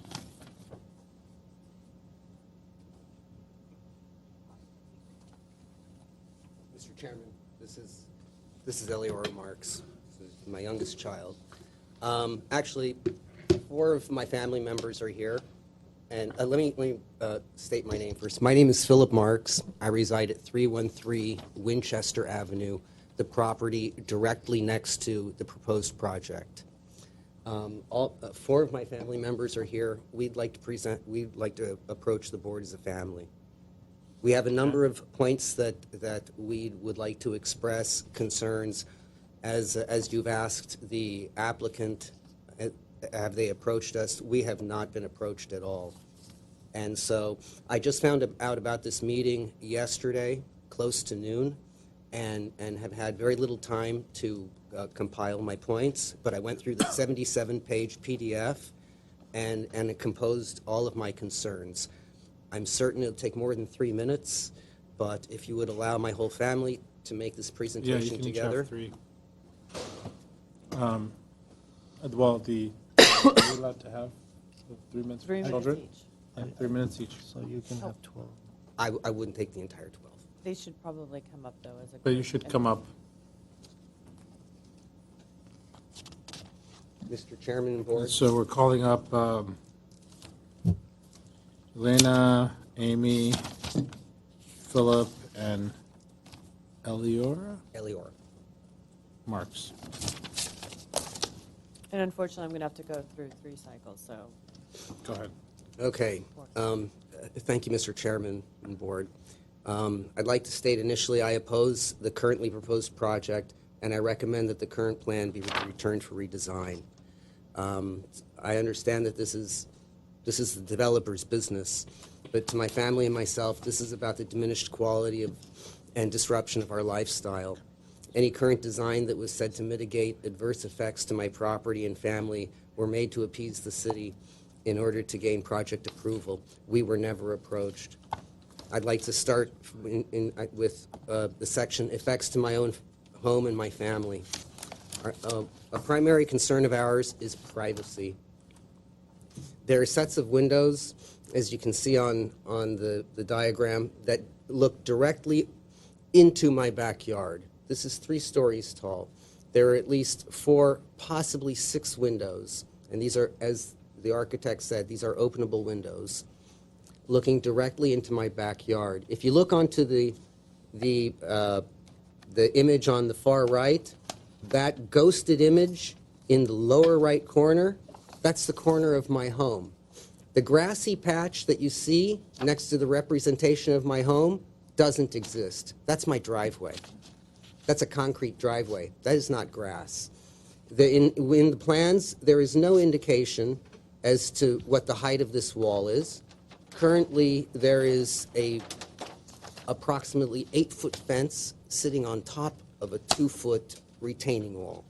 The levels of the properties are different. I'd like to express my concerns about the public access along the property line. The way this is designed, if you see where these trees, these 5 trees that were mentioned, that is open from the Winchester side all the way to the alley. When I moved into my home over 25 years ago, the same circumstances existed, and kids used it as a thoroughfare as they walked home from Benjamin Franklin Elementary School. The previous owner closed it off and prevented this hazard. However, now it is being reopened. This prevents an incredible invasion of privacy for my family, as well as possible dangers that people will hang out there, not only tenants that come to rent a room, but also just from the general public. We've had problems in the past with a sports bar that existed across the street. We've had to call the police to remove drunks from our front door. That situation, fortunately, hasn't existed in a very long time. The rendering is clearly, and I believe maybe even intentionally, misleading. And I've cited a number of reasons why I believe that. My house is essentially ghosted out. It's not properly represented. My privacy requires the barrier to be above the height that hotel tenants and staff can peer over into my property and into my home. Another concern is theft. Any physical ability to look into my private property or that of my neighbors invites a potential for theft. This is 3 stories tall. Okay, not only can they see into my backyard, they can see into my next door neighbor's yard, they can see into the neighbor next door. Beyond that, 3 houses down, and very likely get a very good view of 4 houses down. These are detailed views with the naked eye. Thieves generally don't steal what they can't see. These proposed structures allow for full surveillance of my and my neighbor's property and activity. Theft and break-ins of automobiles are also of a concern to us. Potential damage to my house due to its age and condition during construction is also a very large concern. The undermining of my home's foundation, the setback for the underground is merely 7 feet, and vibration of our land and structure during construction is a given. It's not speculative. Damage is more than a possibility, it's a probability. Regarding noise, the plan states in the 77-page PDF, the hours of operation for the pool shall be between 8 a.m. and 8 p.m. Sunday through Monday. The applicant shall post the hours of operation and location. I don't understand how Sunday through Monday, 2 days of the week, regulates any noise problem. Sunday through Monday. Monday follows Sunday. It should be Monday through Sunday. So I would recommend that correction in the PDF. Also, that the use of amplified sound shall be strictly prohibited, and monitoring action and responsibility falls on complaints of the neighborhood. That is, if he has tenants that are making noise and there's no wall or barrier to even reflect that noise back that way, it depends on me to call the police. Traffic pollution, I thank the board for asking about a traffic study. We have an incredible traffic problem on Winchester Street. The previous businesses there parked their Volvos for sale and caused an incredible amount of congestion. So much that when another business rented the front portion of that property, the owner stipulated in his lease that that car dealer may not park on the street.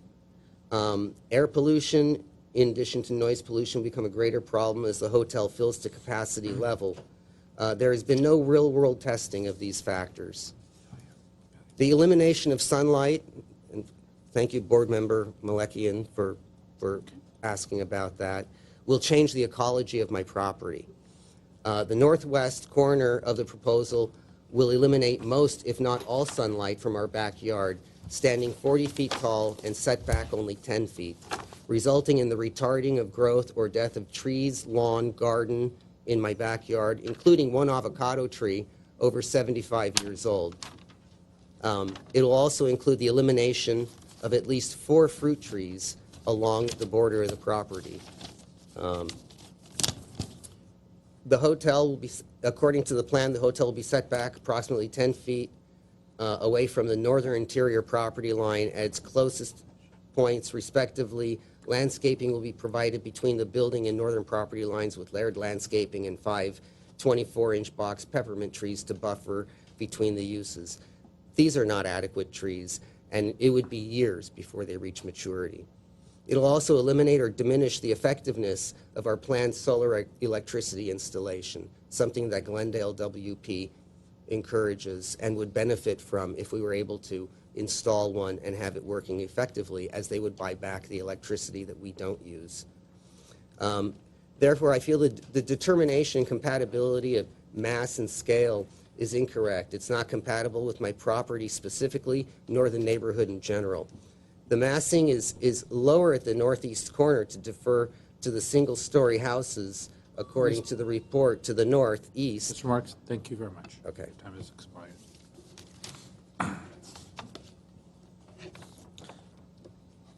Sherry Robinson.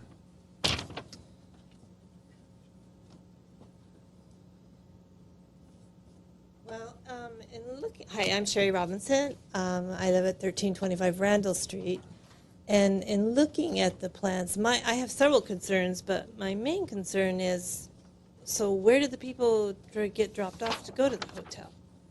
Are they all, so now they're going to be dropped off back in the alley? Where do deliveries happen? Are the deliveries going to take place in the alley? And where does this fit in with the Rancho area? The architect, the design, everything, nothing seems to fit with the neighborhood. It's just a big, massive building, which I feel is going to cause just so much traffic. If you've ever been around Franklin Elementary School when it's drop-off time or pickup time, it is bumper-to-bumper cars. I don't know if you're aware of Franklin. Franklin used to be a little neighborhood school, and now Franklin has become a flag magnet language school. So Franklin has gone from a population of 200 students to over 600, or real close to 600 students.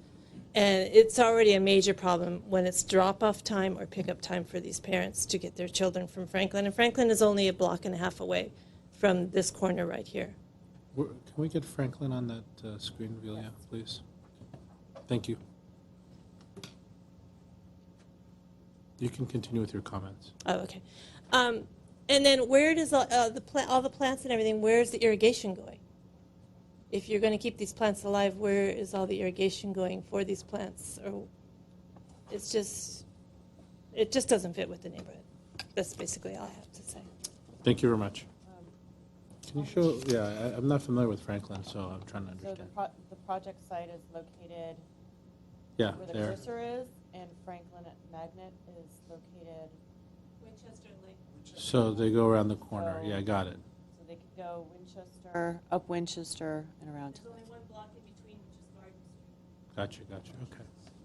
Thank you. Sue? S-U-S-U? Sue? Is there a last name with that? If I could read it, I would. Lawler? Is that Lawler? Lawler, L-A-W-L-E-R. Yes. Potentially. Okay, we might ask you to Oh. rewrite that after you speak. Sorry. It kind of, I think maybe it was a little quicker on the draw. Yes, Is Susie here? I am Susan. Oh, you are Sue. Okay. Sorry. So- This was my first time, so I was unaware of the ropes of how. That's okay. how We this do, is to happen. we do keep these, so we want to make sure it's legible, not down the road as well. Thank you, Board. My name is Susie Lawler. I am a resident at 321 Winchester. I am 3 doors down from this proposed hotel project. I know I'm on the clock here. As you can see, this I don't know if the board is even familiar with this particular area. They're discussing the entrance of this alley as a thoroughway into the project. The alley is very, very old. It's probably been there 75 years, and it is not a large alley by any means. I don't believe 2 cars could pass one another in this alley, so I'm very concerned about the entrance and the exit of this alleyway. I am also concerned about, there is this big, huge, beautiful tree that's on Victory Boulevard right now that's been there as long as I can remember, and my family's owned this property since 1956. And I don't see that tree in the rendering anywhere on Victory Boulevard. And also the traffic, the school, that Franklin Magnet Elementary School, which is a language school, and so it's one of those lottery schools where parents can, you want to get your child into it. The traffic there, I would love to see a 5-day traffic study during the time that has no holidays, because that's quite a bit of traffic. We literally have the residents on Winchester, we struggle for parking because of parents, teachers. There's an on-site daycare as well for after-school hours, and those workers have to have a place to park and have a place just to pick up your kids. So I believe that there is a much bigger situation with the parking and the traffic going up Winchester to Lake Street. And that's just one of my several concerns. But as looking at this project too, this is nothing that looks like it would belong in our neighborhood. Even with Disney and the studios that we do have on Victory Boulevard, we do have a lot of production companies, but all of them have rendered their buildings to be consistent with the neighborhood, and this is nothing consistent to our neighborhood. Thank you. I just wanted to say I oppose this project, or I'd like to see it scaled down quite a bit. Thank you. Thank you. Catherine Schwartz, followed by Joanne Hedge. Catherine Schwartz, 30 years in Glendale, 1612 Garden Street. So we're about 4 houses away around the corner. And my main concern is there is no parking. Franklin has no parking lot for teachers. Teachers park, employees park, parents park, and the businesses that go along Victory, which is Pecos Bills, Snooki's Cookies, across the street, there's a couple of other ones. All the employees also, Chester Paul, they all park along our streets. So that is one concern. Is there accommodations for employee parking? They're talking about accommodations for the rooms, but where are the employees going to park? Because they're at Winchester, parked on both sides during school days. There's only space for 1 car to go through. So it is not a fortunate situation there. The mass and scale of this, I wouldn't mind a smaller boutique, But this is huge for this neighborhood. The only other building that is across the street has 3 stories, but everything else is single story.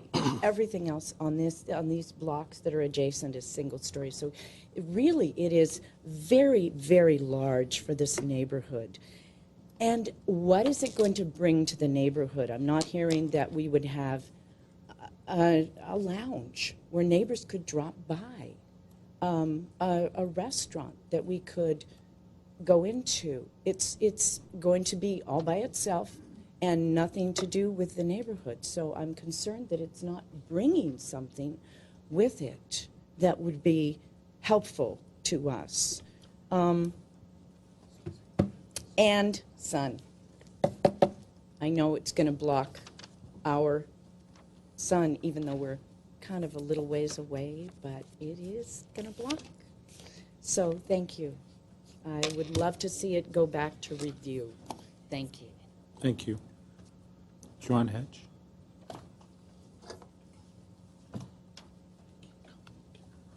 Good evening, Chair and board members and audience and staff. I'm going to read what I was going to read, but I am astounded at the veracity and sincerity and dedication and research that my prior fellows have spoken to. And I appreciate especially Board Member Malekian's early questions.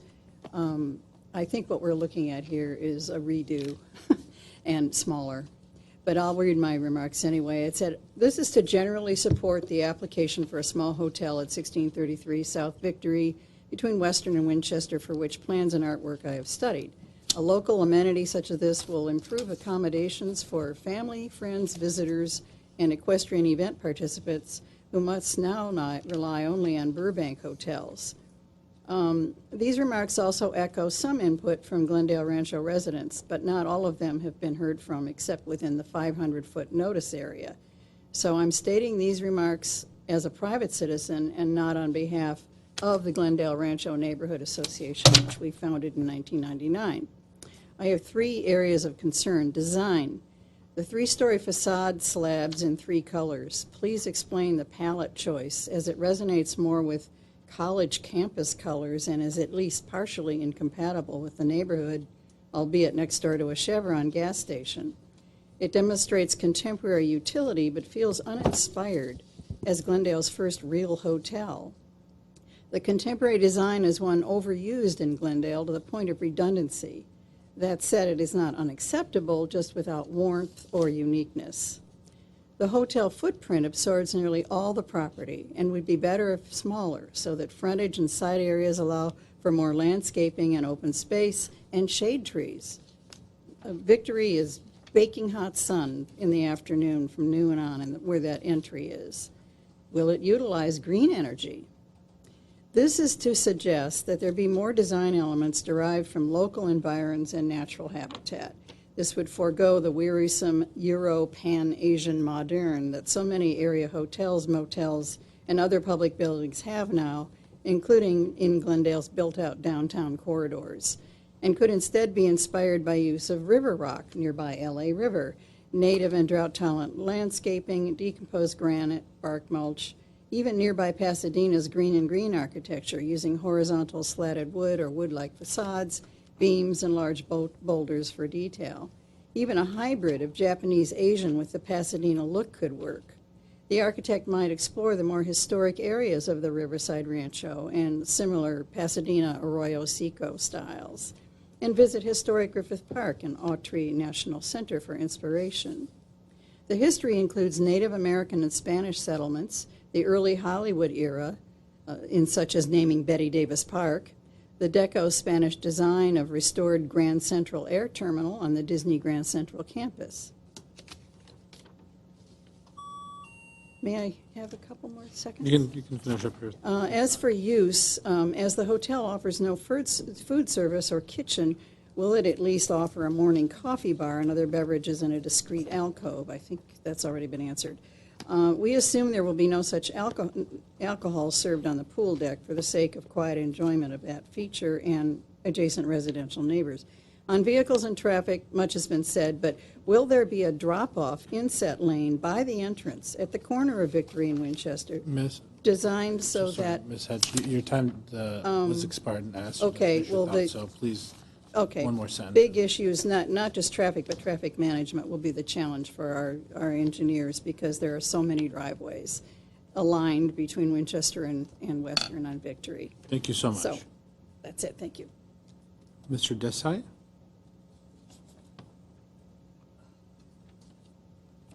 Good evening, everyone. Thanks for allowing me to speak. My name is Anand Desai. I'm actually a neighbor in the area. I run 5 hotels in the area.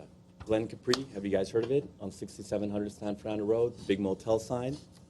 Or the Glen Capri on Winchester, the Xylo Hotel. Guess what? All of those motels are bordering residential areas.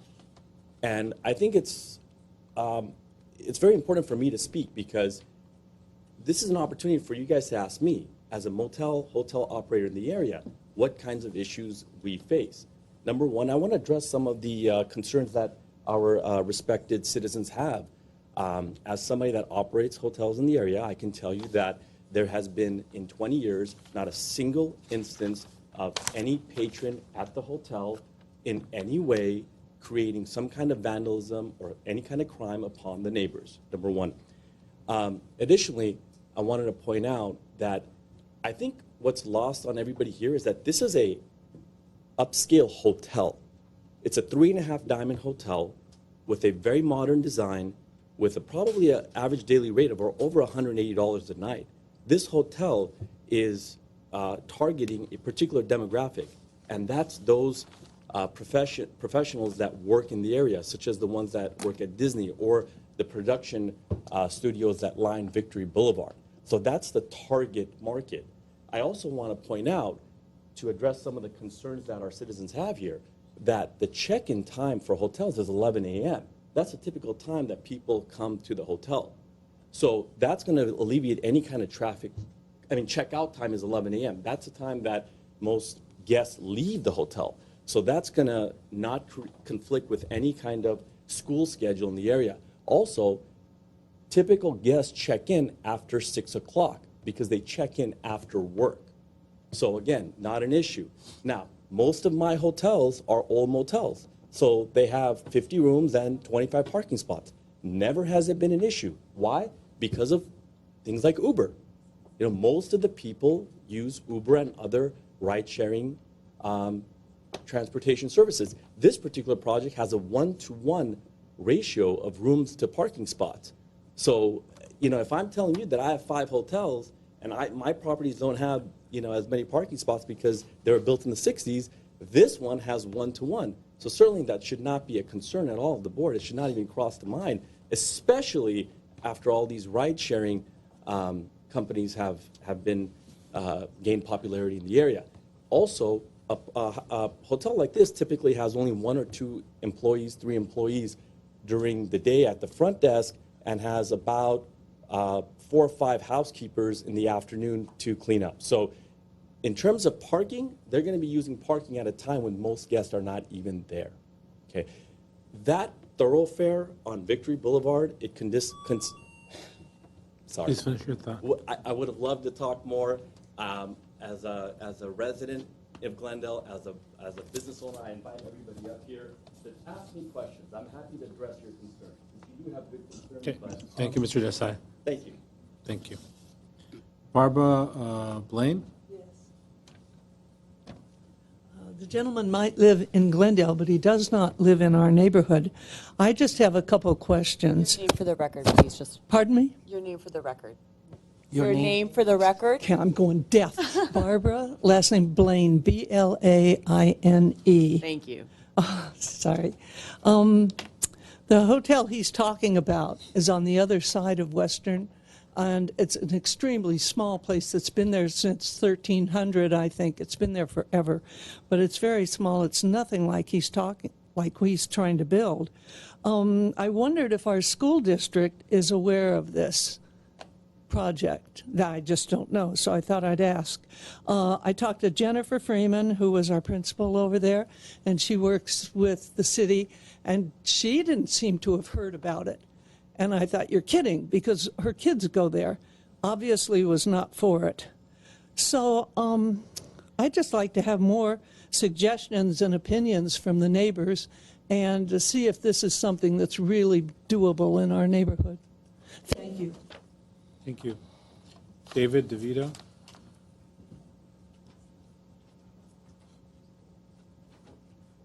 Hi, my name is David DeVito, and I reside at 333 Winchester. About, I would say, 5 houses, I think, from the proposed build. I wasn't prepared to speak today. I was just here to listen. But after I've heard, thank you for giving an opportunity to speak, by the way. But after I've heard the architect and owner, I was a little bit upset that he doesn't know where he's building. There's a problem with the entrance on the alleyway too, because our properties on Winchester have the garage access through the alley. So that's going to affect us also when we get to our garages or even to our properties, period. So aside from agreeing with their concerns, my other neighbors' concerns, that is also, it hasn't been mentioned yet. And again, they did not speak to us. They didn't come to my door. They didn't leave a notice of any kind of this project that they were proposing. So, again, thank you. That's all I have to say. And I'm completely against it for many reasons, which already been, but another one was also the alleyway is not a good relief to the traffic, because there's also traffic, because people from wherever they come from, they use our alley as a street already. So that's not going to work either. Thank you very much. Craig Schwartz? My name is Craig Schwartz, and I live at 1612 Garden Street, which is, 4 houses away from the proposed hotel in Glendale. I'm going to assume that this hotel is going to be built. What I would like to know is there are no subterranean garages in our area at all. And there's probably a very good reason for that, since it's river silt. So how is he going to dig down 20 feet in property that was used as a car repair place for the past 50 years? Plus, prior to that, probably was part of the World War II effort for aeronautics. The soil might be contaminated. So how do they take care of that contamination so that we don't breathe it and the kids don't breathe it? 12,000 cubic feet of removal, that's a lot of soil in my pea brain. I'm not an architect. I don't know what you guys do, but other than the fact you're all listening without your eyes rolling, congratulations. How do they take care of that? How do you deal with that possibly contaminated soil? How do you deal with putting a underground parking structure on soil that is not stable and is not anywhere like that in the area? The hotel itself is a pretty cool design, and the sensitivity to the neighbors is wonderful. But it doesn't fit our area. Our area is an historic area of Glendale, one of the only areas that has equestrian, that has this amazing history of aeronautics and military, and just simple beauty. Mr. Schwartz. I'm shaking. Oh. Mr. Schwartz. So how do you the do dais that? and the board. Oh, you guys, sorry. I always feel like I'm being rude by doing that. You need to convince us, not them. They don't make the decision. But in terms of design, I do think it doesn't fit the area, the facade of it. Change it. Make it beautiful. Here we go. Sorry. As opposed to some, it just simply doesn't fit. How are they going to build? What are they going to do about the toxicity? What are they going to do about those kids? And, we're all talking about the parking. Parking is a real issue. We face it every day when we try to get out of our driveways. It's very difficult. And you're right, sorry. From 11 to 11 check-in and check out. On this That's side. wonderful, sorry, in the grand scheme of things, but in reality, I don't think that ever really works. So, assuming the place will be designed, and it is up to you to give the approval, could you please have them readjust the facade of that place? And please, as neighbors, tell us how you're going to deal with the contamination. We breathe it, those little kids breathe it.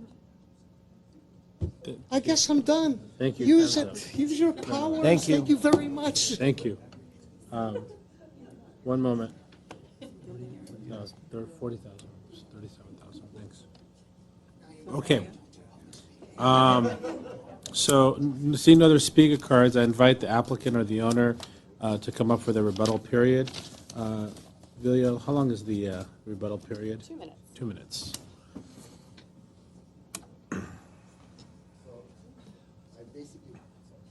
Wait until you come up, state your Okay. name for the record, and then the. Jayesh Kumar, the developer. So, okay, the concern is parking, correct? Talk to us. You started something very, very bad. Parking is the main issue for everybody, right? Hotel is never, ever 100% occupied year-round. I wish. There would be 20 million more hotels. The occupancy is 70-75% average, which is 42 rooms out of 65 spaces that we are giving you. Let's hypothetically say 90%. We're still over of requirements. And so parking is ample. And so, I mean, again, yes, I want to turn, but yes, the reason the rendering is done and not your house was not there is just for the city's view of how it's going to look from the back. And I wish we would have put your house to scale. We could have done it, but it was more for the city to see how, it was going to look. And for your, knowledge, that's why. So, again, okay, so you guys had problems with bars, and so you closed one down. That's why we didn't want to do family neighborhood with schools, no alcohol into the premises. So we said, okay, no alcohol, no restaurants. So we kept all this stuff in mind. We didn't talk to anybody, I'm sorry, but we were sensitive doing other projects like this in other neighborhoods. And so we were sensitive what we expected for them to, have their concerns about. And so we tried to do that as much as possible. Again, when there's traffic, yes, there's a school, yes, people are parking other things, but we have ample parking, okay? And then about the traffic, main traffic is always usually on Victory, on major streets, and that's the only reason we took it to the alley. 90% of our cases before, they tell us to do that. And so we just kept all the other things in mind. I have Stay up there, 'cause one there's gonna be some question. questions. Oh, sorry, I'm question. just I going to apologize. ask one question, Yes, sir. and that's it. Yes, sir. Okay? It's going to be a difficult one. Always is. What makes this look like a hotel to you? Generally, a hotel is not supposed to look like a hotel. Hotel itself is anything you want it to make it look like. If I go to Shanghai, it's an office building, but it's a hotel. A Ritz-Carlton is if you go to Lowe's in downtown, if you go to Hollywood in Lowe's, that looks like a condo. So hotel itself is not a hotel, but the name. Thank you. Thank you. I have a question, sir. Sir. Oh, I'm so sorry. I haven't done this for a while. Just told him one question. I apologize. He said. No, I he said- apologize. He's I taking apologize. direction. I He said apologize. one question, and now I'm going to forget my question and embarrass myself after calling him back here. You mentioned something that I'm going to get to, and then I'm going to get to my question. You said it's the name. I don't see a name on this project. We've seen other projects like the Lamley project in downtown that has a very large name associated to it. Correct. What is the brand for this? Is there going to be branding, and what's the signage going to look like? Okay, the signage basically, we don't want a Neil's big sign. Nobody wants that anymore, right? Anand, I'm sorry. So we're getting away from that. Now, all the businesses are coming. There's no walk-ins anymore. Everything is through hotel.com. It's through Orbitz. It's through, again, So if we choose. So no one's going to be able to find the hotel? No, it's Google. No, physically find the So hotel. the sign itself is actually a monument, which Okay. actually keeps the neighbor it's discreet. And again, we have learned from other. So there is going to be a sign. Of course, and with the it's hotel not, but name. it's not depicted.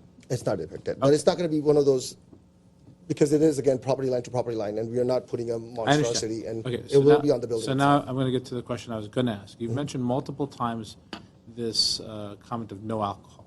Yes. And so is just wanted to clarify, is the hotel going to have a prohibition on alcohol, or you're just not going to offer it to your guests in the mini bars potentially, or in on-site sales? For California reasons, I'll be sued if I don't allow alcohol, just because that you're right, prohibition. So, no, we're not going to have any bars. Bars for consuming outsiders to come in, because again, we want neighborhood-friendly hotel where you're not going to come, drink, loud music, no. Okay. You bring your own, and you drink at your discretion in the room. Okay. And so when you say no alcohol, you also mean there's not going to be alcohol in the mini bars, if there are mini bars? If we, no alcohol, period. Okay, just want to clarify. Just want to go Put that clarify. in Okay. condition. No. But you can bring your own and so forth. Of course, that we can't regulate. Now, and then the last question, so I can understand a little bit more about the use here, which is going to dictate the design aspect. Mhm. In your experience as a person that operates hotels or Mhm. motels, potentially, motels, you didn't say motels, you said Motels. hotels. We had motels. A hotel or motel that doesn't provide a restaurant or doesn't provide an amenity of that nature, like breakfast or whatever. Right. No, excuse me. We will provide breakfast, but no restaurant. Okay, it's we'll provide continental. breakfast. Okay, gotcha. So hotels like that, do they see a lot more traffic of guests leaving and coming back to the hotel? No, we don't. Again, the demographic we are going for is professional. Once they're out, they're out. So it's like you're asking me if they would come back for lunch. No. So breakfast. I'm just wondering, so if someone checks in at 6 o'clock. Yes. Right, according to the statement, most people check in at 6. Right. Are we expecting these same people then to leave like at 7 to go out to dinner and then come back to the hotel? Is that kind of the flow that you're expecting? Correct. So evening traffic? Correct. Okay. So it's basically after hours. Okay. And once they're gone in the morning, they're gone? Basically, And they're if gone. in the morning they leave, if they're staying for multiple days, So- they're leaving, they're going to So work? one of and the coming examples back. we have a hotel in Hollywood, 62 rooms with 42 spaces, because LA zoning codes are different, where Yeah. first 30 room is 1-to-1. After that, it changes to 2-to-1. So they always require less parking. But my point is basically from 62 rooms, we only have 42 spaces with double the staff because of the basically we never need parking spaces. We never had problems. We don't even have valets. Gotcha. And again, a hotel is never. Yes, there will be times where we'll be booked 100% of the time, but not 100% of the time, 365 days a year. Thank you. Any other questions? Seeing none, we're going to close the comment period. You can go and sit. And we're thank going to open up deliberations. I'm going to look for a volunteer like I normally do to start. I'll start. Go ahead, Mr. Malikian. We'll stretch a little bit. Okay, so I asked most of my questions because I was trying to get the feel of where the applicant is coming, how they've gone about designing the entire building, how they place the building, how they've chosen the amenities and other elements there that are in the building. So as I've gone through the plans and I'm listening and I'm trying to understand, there's certain things that I've picked up and certain things that I'm just going to go down the list and I'm going to flip the pages and kind of bring my thoughts in. So one of the big questions for me is that when you have a project that takes over about 90% of the lot as a lot coverage, then it becomes a questionable that we have to see how this project is coming about, especially if it's a commercial abutting a residential. So, and there's been many times the applicant said that we're very sensitive, it's a pedestrian-oriented project, and it's sensitive to the neighborhood. So for me, that's key. That's key being that we are immediately next to an R1 zone, whereas some of the other projects that we've seen, hotels or other things, they've been next to a multifamily zone. In this particular case, we're immediately into an R1 zone. So for me, lot coverage has been the biggest issue for me to understand how this site planning has occurred and how they've chosen to place some of these amenities and some of these entrances and exits and all these components of the building itself. So there was a comment, actually, the hotel owner came and said, this is an upscale hotel. For me to compare this project as look at this as an upscale hotel, then I would have to start looking at the project, how it's grounded to the floor on the ground street level, and how it's addressing other elements there. For example, over 10% of these the units are on the ground facing the front street or facing the alley across from a gas station. The entry to the main entry, being that it's an upscale hotel, in order for you to drive with your luxury car into this hotel, you're going to have to drive through the alley next to a gas station and into this, as probably share the driveway with other residents. So that's another element of an upscale hotel, which in my opinion it's not. Being a pedestrian sensitive, I don't think creating a lobby for pedestrians to walk into this hotel creates a pedestrian activity. I think as one neighbor came out and indicated, to have some sort of a lounge or cafe or some sort of a restaurant, some sort of an activity that brings something back to the neighborhood, something, a diner or something. And it doesn't have to be that. It can be, a coffee shop, whatever it is, that it brings some sort of a activity to this structure rather than just completely enclosed commercial building sitting in the corner. Also would like to have a drop-off zone, and not only for the patrons, but also for the shipment, for the building itself. They are going to have continental breakfast, so they need to have storage, they need to have kitchen, they need to have certain amenities. So there's going to be trucks coming and going. There's going to be other trucks of linen, cleaning, and other things. So I would have probably brought the driveway over along the alley inside the building and blocked the entire building side and just create a driveway and have a drop-off within the building itself. So you drive into the building, drop off, and then continue on into the garage, rather than put units facing the alley and facing the garage.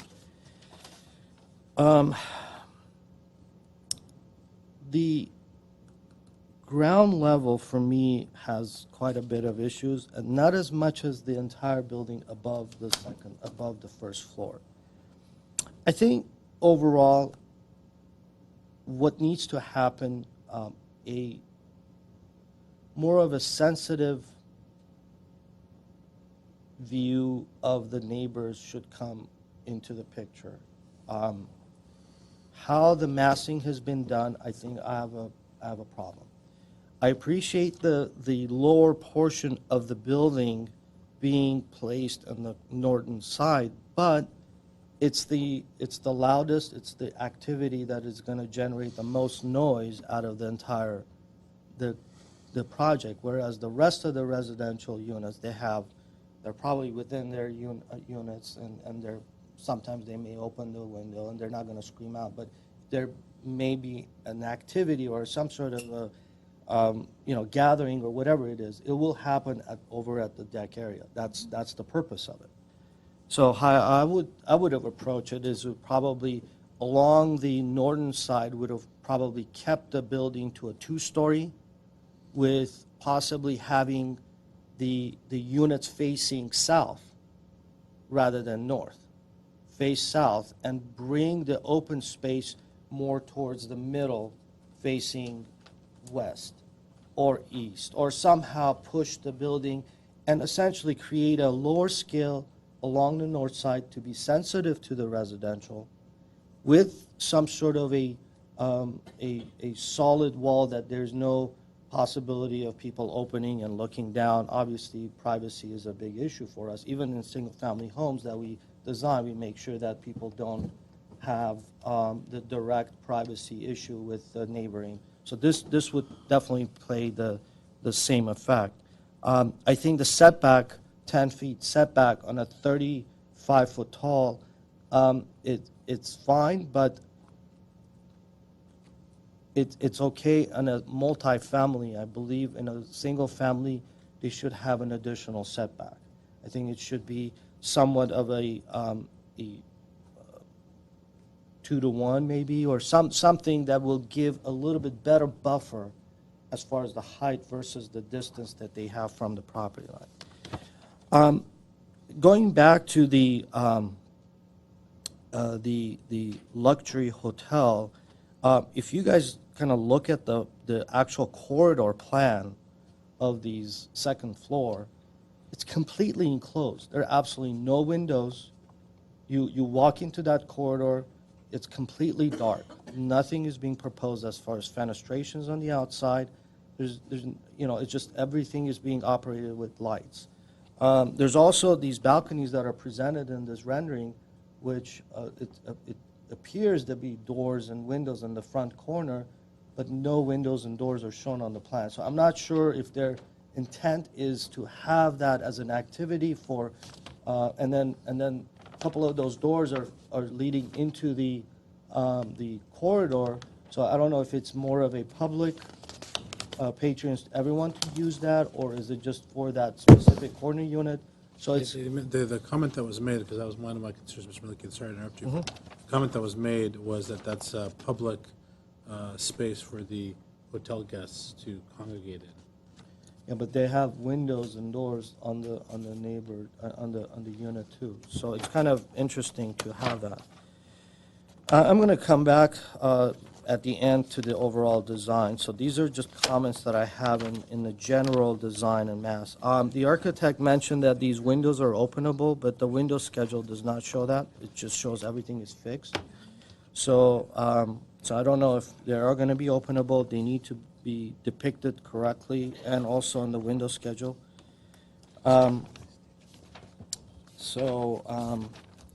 The trees along the north side, we talked about that a little bit. I would like to, if there's going to be any planting, I think it should be a little bit more dense, but at the same time, it needs to be mature trees.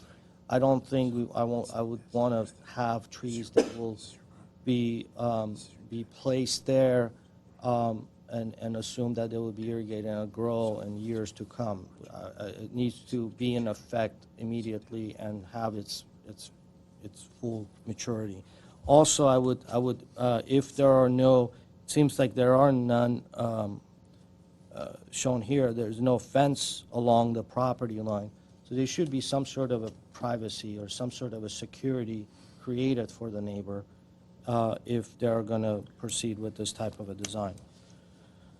So now, the design itself of the building. I think the reason that I asked the owner what makes, and I wanted to understand, and I wanted to kind of get the feel of what makes this a hotel and not a office building or not a, and the answer was a signage.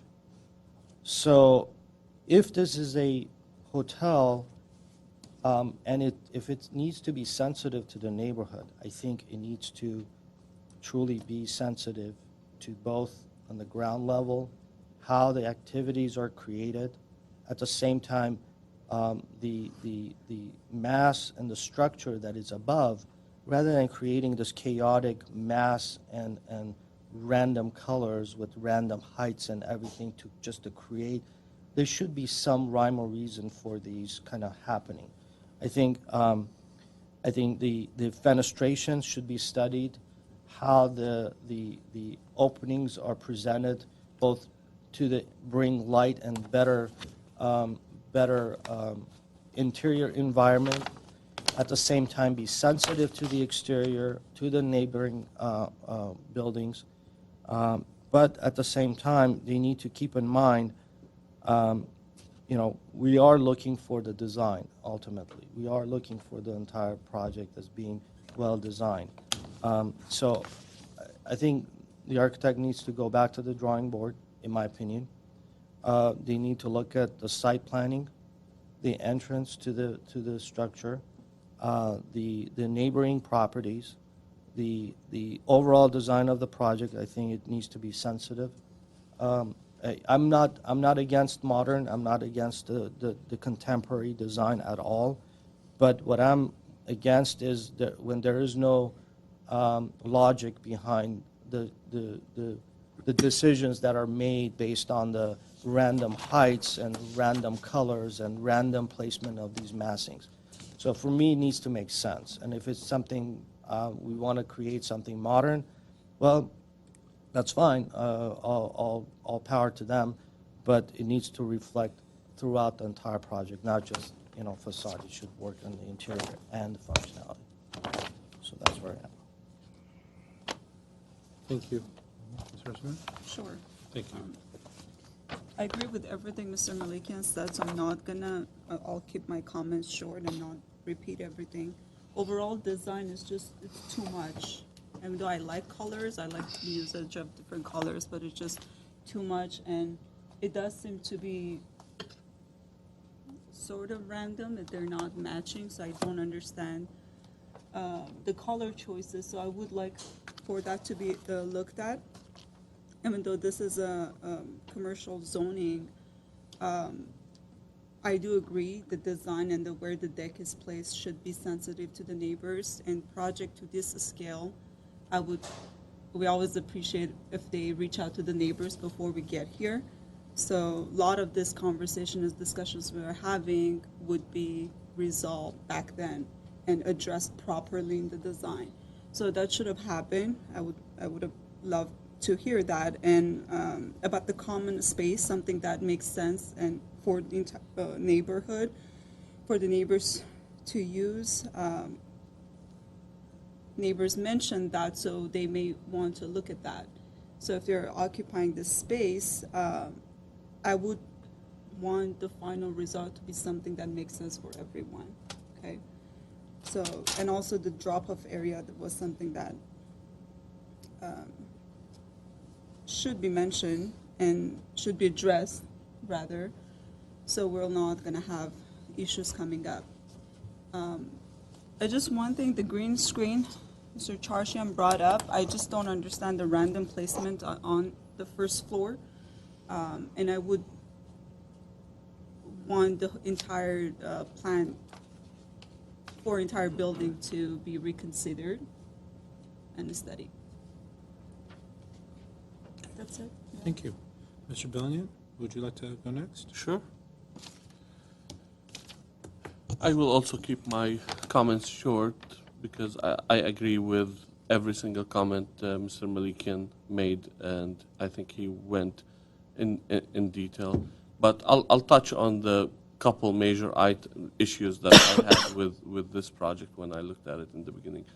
One was I'll start with the colors and the design, and then I'll go back to the site plan. As the architect remembers, I asked what was the decision or what was driving those colors and the massing in the front. So in terms of an overview, I don't have an issue with the building being, with the mass being this size. I'm okay with the size. I don't think I have a major issue with the size because we're in the C1 zone. You can go even higher than this. They kept it lower. You gotta look at the zoning too. I understand it abuts a residential neighborhood, or it abuts an R1 zone, so you need to address that where that transition happens. But in the front, I'm okay with the mass. It just the way the mass is designed is just not done right. And what I mean by that is you look at the front and you have 5 or 6 different colors, so random, don't make any sense. And then you're breaking up the elevation where it's something we typically recommend. We say, don't come with like one facade and break up the mass. But the way they did it here, they broke it up too many times, and they broke it up in a random way. And I think that's what Mr. Malikian was touching upon. And once you do that, it's creating this area where it's becoming too busy. And when it's becoming too busy, you look at the overall building and it just doesn't make sense. It just doesn't look right. So that was the major concern I had. And the second biggest concern I had was site planning. I totally agree with Mr. Malikian. You also need to study the entrance. You need to, the front lobby.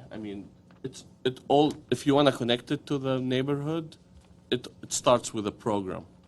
When you say, oh, there's nothing, just a front desk. So where is the connection to the neighborhood at that point? That the entrance needs to be more open. You need to have some program. You need to program it in a way where you're inviting the residents in to connect it to the neighborhood. I think Or these you are don't connect it to the neighborhood. or you don't connect it to the neighborhood. But just saying I want to connect it to the neighborhood and I'm sensitive to the neighbors, that doesn't do the job. I think those were the two major issues that I had. The small details that Mr. Malikian mentioned, as I mentioned before, I agreed with all of them because I had issues with all of them. But the two major concerns, I think it's the site planning portion. It needs to be looked at again, and then all these elevations. And I'm fine with contemporary. I agree with Mr. Malikian on that one. You can do a very nice design that's contemporary, and that could fit also within the neighborhood. Even though the neighborhood is not a contemporary neighborhood, you can still fit a design that's more modest in scale and in look. And one more thing I'm going to touch on, because I remember, I got slammed in architecture school in my first class, and that's probably the only C I've gotten when I designed the multi-family building with double-loaded corridor, and the professor almost attacked me. This is the stuff, like he said, I don't want it to look like a cheap motel. This is his exact word. And when you guys are trying to bring some brand and it's luxury and it's high end, you need to look at these things, even though we don't have preview to look at like how the corridor looks like, but it's something for the owner. You're spending a lot of money to build a hotel. You need to look at these things to make it as nice as possible. These are my comments. Mr. Simonian? Thank you, Mr. Chair. By the way, I appreciate everyone coming out and giving their thoughts on the surrounding area, the neighborhood, and it's very helpful as we're looking at this project. As we're looking at some direction here, and I think a lot of direction has already been given to the applicant as to where to take the project, to me, the site planning is really the most important aspect of it, and we've touched upon it. In a way, the applicant has reduced the height on the northern side, which is a wonderful thing. So you have a transitional height. On the other hand, you've put your deck where you've lowered it abutting the R1 residential house, and that in itself is not ideal. And if we're giving direction, I think it's nice to go from a 3-story maybe to a 2-story when you're abutting the R1, and then maybe move your deck to a more central area, or maybe even move your deck to the corner where you have that already existing deck at the corner, not of the alley, but of the street. And so in essence, you're not lowering it as a 1-story, which would have been ideal with the neighborhood, but it's a compromise. So you've done it like a 2-story next to the R1. Insofar as the parking access, and this, I'm drawing a lot of similarities between this project and the Aloft Hotel that came in front of us. And by the way, that project went all the way to City Council. And so when I'm bringing up that project really for site access, parking, and really some of the things that we talked about, drop-off areas in that project. Now, the 1-to-1 parking ratio, in my opinion, is absolutely fine. There is no parking issue. This hotel is not going to be occupied 100% at all times. And a one-to-one is actually much more stringent of a requirement than other cities such as Los Angeles. So we have a much more stringent parking requirement, and one-to-one is fine. So parking is not an issue for me. And so when I'm looking at the access from the alley as opposed to the other options, and what are the other options? You have Victory, which is not a good thing if you have cars going in and out of on Victory. You have the corner street, is it what's it called? The corner? Winchester. And if you put your parking access off of Winchester, now that's a main street that's accessing the school. Not a good thing. And so now you're left with two other options. The alley as the route that you've taken, or creating an, say, east-west kind of a transition where the setback is on the north side. So let's say you have kind of a drive-through, which is what the Aloft had done, that created a big setback between the multifamily zone by creating a drive-through. However, if I'm the house that is next to the R1, I would not want the driveway right there. I would not want the driveway going. And so when you look at all these choices, the alley is a good idea, right? So everyone's saying, it's a bad idea. But when you look at it holistically, which is what we do, we look at things from all different angles, a compromise needs to be made. And so my opinion is that the alley is not a problem. Now, can you create a bigger setback and still have your access off of Victory or the corner? Maybe, but again, I think you're going to have bigger impacts onto the neighborhood. Insofar as how this house, how this property really affects the only adjacent R1 lot, that doesn't really come into my calculation as much as far as the bigger picture is concerned. And because again, I'm looking at this as the overall neighborhood, what's good for the neighborhood, the region. And when you buy a home right next to a C3 lot, you kind of know what you're getting yourself. Now, again, it all goes into property values, and those properties are really more depressed at times. And so when you're going into that situation, you do realize that, well, you have a 50-foot height limit next to you. And so we're giving guidance, and we're saying, okay, lower your transition, but at the end of the day, it shouldn't completely, I think, judge the overall design of this project. But again, dropping the height is a good thing. Working out some sort of a service drop-off area, I think, needs to occur.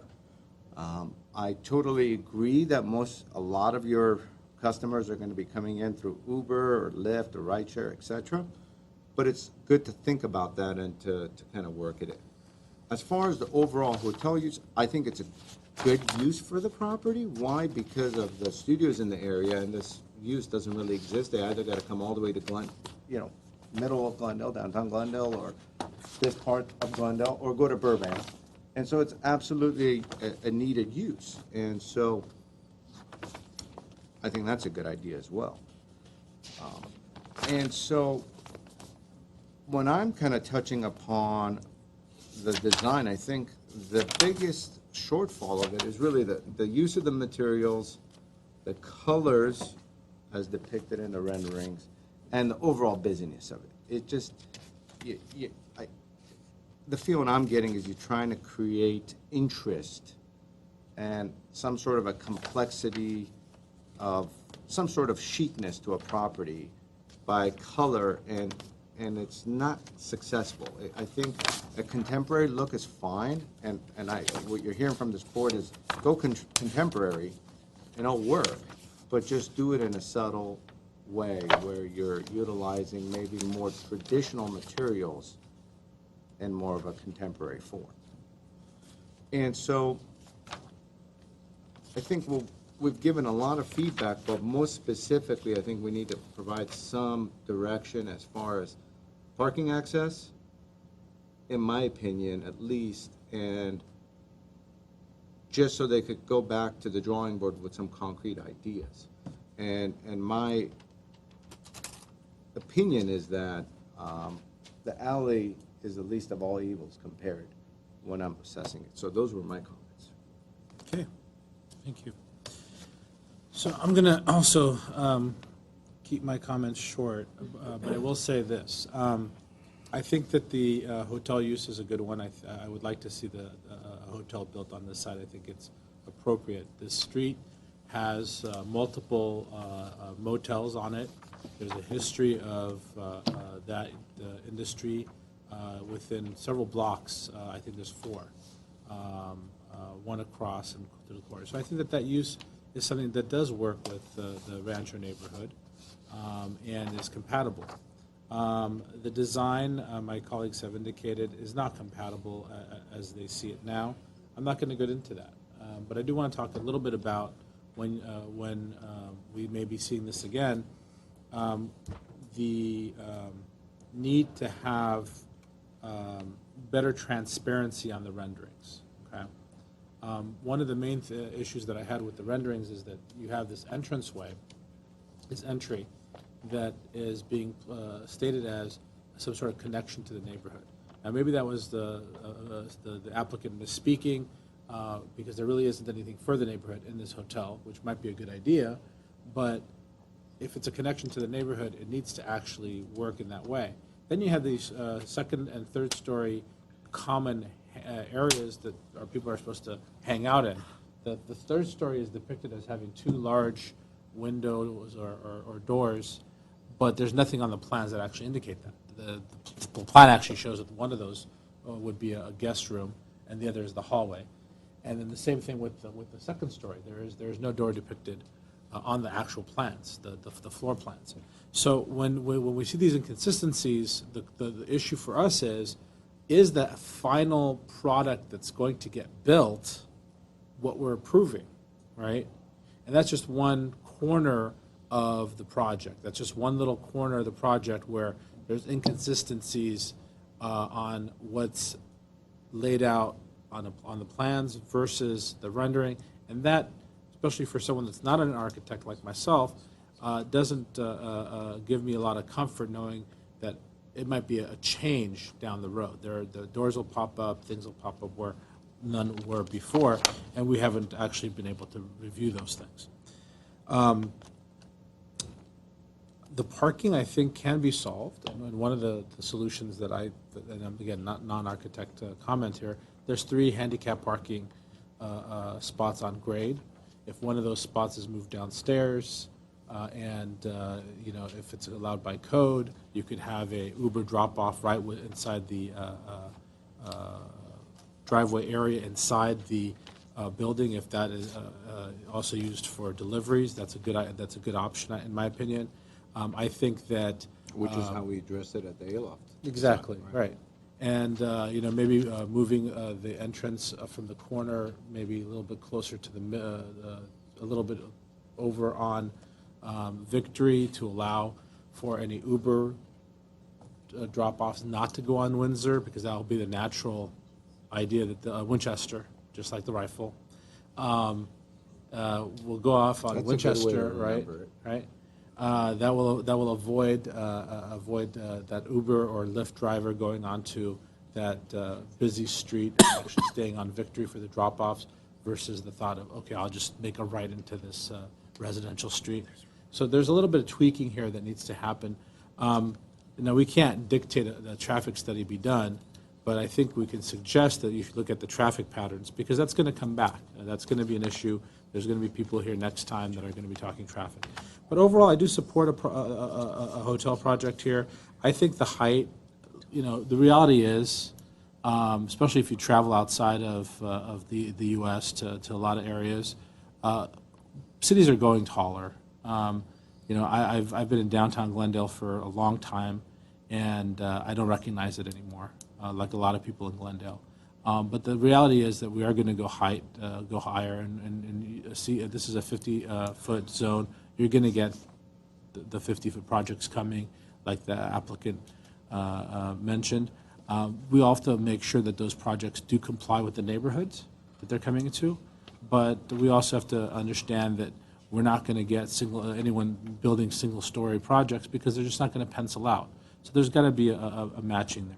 So with that, those comments and a review of the conditions by staff, we can move forward. Jesus. That's going to be a fun one, Mr. Platt. I'm counting my pages. Right, 1, 2, you're on 3, page 4. 4 at least of comment ideas. We'll take the easy route out first, and the 3 staff comments about windows, lighting. Before you start, Mr. Platt, I think the idea is to keep things general. Of course, Yeah. but I was just verifying that we are keeping the staff conditions before. Do you want me to read those into the record? Well, we could just say that conditions 1, 2, 3 proposed by staff are retained. The consideration about decorative driving materials at the building entrance, walkway, courtyards seems like a good idea. The decorative treatment to me at the building entrance doesn't actually make sense because there's just so little space between the sidewalk and the actual entrance. There's actually a fair amount of paved area at the entrance from the sidewalk. I'd like Look to at A1. suggest that I think the conditions are fine. The consideration, I think, let's not get into the weeds just yet on the consideration. Yeah, that's of true. Yeah, Well, let's that's the stick first with thing the you brought big up. picture. I just So the didn't- conditions are fine, the staff Okay. conditions, but I think let's start with the overall conditions that we had all brought up. Okay, so I'm going to read these. I don't have a full sense of how this works. The site plan seems to be the biggest, most consensus-driven issue in terms of this is a very hard one, forgive me. If I could ask questions and see if I'm right about consensus. There's been discussion about the pool deck and its location on the north side of the property. There was talk about possibly moving that. Doing so would either remove rooms or shift rooms to the north side of the property, which I'm not sure is an idea. Do we have consensus that the location of the pool deck is appropriate? I think that of the various places you could put a pool deck, that fortunately or unfortunately is the best location, and that's what I heard. I thought. We heard concern. I gave arguments on both sides. In a sense, it's good to have a one-story on the north side abutting the R1, and so putting the pool deck there is ideal in that sense. On the other hand, you're going to have people congregating adjacent to an R1 zone where it might make more sense to have maybe a two-story element right where that pool deck is, and then relocate the pool deck possibly to the corner or elsewhere. The deck will get more sun, and so that I think is a very important direction for us to give the applicant, because it's really going to set the stage of that. That's one. Two is access, parking, are two major ones to start off with. And once you start there, then you can kind of start laying it in. The third story component that he has on the R1 portion, when I'm looking at it, there's not that many windows actually. There's one window in each small of the rooms. side window that could be eliminated. It could be eliminated, That's and then right. there's a window on the corridor, which you had discussed that the corridor should have some sort of window. That's right. Those could also be on the north. Those could be frosted glass or something. Correct. So in essence, the three-story doesn't bother me, and that's why I was saying, when I'm looking at the site planning of it, you either take this and put a two-story in here, this remains a three-story, and this two-story basically comes here, and this deck kind of, say, moves here, or this deck moves here. Second story would. I think you have to think about it from the perspective of the driving public, too, right? So if I'm driving down and I see a pool party right on Victory, that is a different ambiance than having it toward the back. Right, and there's one other thing that I think Mr. Malakian brought up, is just the way the sun orientation of it, where the deck is placed at the moment, it's going to be in shadow almost the entire time. Which could dissuade people from using it and reduce some of our problems. Could I make one suggestion that staff thought of in lieu of moving the units to the north? They're proposing a landscape buffer between the residential house and the pool deck, and then they show some of these cabanas like you see in a lot of hotels these days. if a solid wall were built along the north that would reflect noise back toward the hotel, that would be inboard from the deck, so we'd have this layering of landscape buffer, solid wall buffer, these cabanas could be pushed against that wall. I think that would remove all visual privacy issues from the pool deck and also help attenuate the sound. So have a two-story volume then? That's actually a It would good be a idea. step back. Yeah, It would be in an a sense, 8-foot you're wall, so, right. or a 6-foot wall, whatever. And then we would have a green wall there or something? Good idea. No, there'd be bamboo built, Right. there'd be the bamboo in front of that in the planners like they're proposing. You just got to have an access door through the wall to get to the planter. That's an easy solution, yeah. I think that actually, you know, they've used that at the Brand building, the one that abuts 101 North Brand, where for their pool area, they actually have a wall, a solid wall, and then a break. And that's actually pretty effective, I think, for shielding too. Works, yeah. I think it's, you know, personally, as I was saying, the last thing I'd want is the driveway on the north side abutting that R1. Yeah. And so when I'm then stepping back and I'm saying, where do you put this deck? I think that's a pretty good alternative because now you don't have a second story element there, but you have this wall. But at the same time, you've created a second story there. Right, and the wall is also screened Right. theoretically Right. by some of the planting. However, you've created a second story without windows, which is a good thing. Whereas then if you would have put units, you're going to have windows there. Yeah. So Well, depends. you could turn it onto the courtyard and then have your exiting on the walk. And it doesn't have to be a full story. It could be like a 6-foot wall. Why don't I we, think- why I don't we think- say I think- either or? I think we need to let them go back, and they've heard all of our concerns. I mean, I have a completely different idea. So if I express my thought, I mean, I think I did. I already said what I was thinking. So mine is a completely different thinking, but, And if I, yeah. your idea, I believe, was moving units there with the 2-story high wall. All with I'm a saying blank is- wall on the north. Put the unit two-story along the north side. At one point, transition up to 3-story, or possibly even go 4 stories along Victory. Bring all the heights to the front. Get rid of the ground level facing the alley and the gas station, all the units, and put the driveway drop-off within the building along parallel with the alley. Open up some walls so that they can see the cars coming, so there won't be any traffic issues. Then the ground level becomes more of a retail lounge or whatever, or cafe. So this whole thing becomes more of a hotel, Yeah. not a Condo project or a commercial office building. Is a 4-story allowed in Yeah. the C3? No? It's a 3-story 50-foot. So 3-story 50, I mean, that's, Putting the driveway within the building would eliminate about 6 rooms, which they might want for their pro forma to no, I mean, relocate somewhere else. then it's my bad, because I was thinking because it's 50, you can have, and how can you have 50 3 stories? Jesus. Generous. Now, one, Okay. I mean, So, one well, thought. I mean, that's just, I guess. But you have a good idea about the alleyway. In essence, if that alleyway philosophy is integrated into a design where you're removing units along the alley, you're creating a wider buffer zone, and you're creating a drop-off zone. And let's say what you're doing then is reducing this courtyard. How much is this deck going to be really used, in essence, right? And how important is it to their program?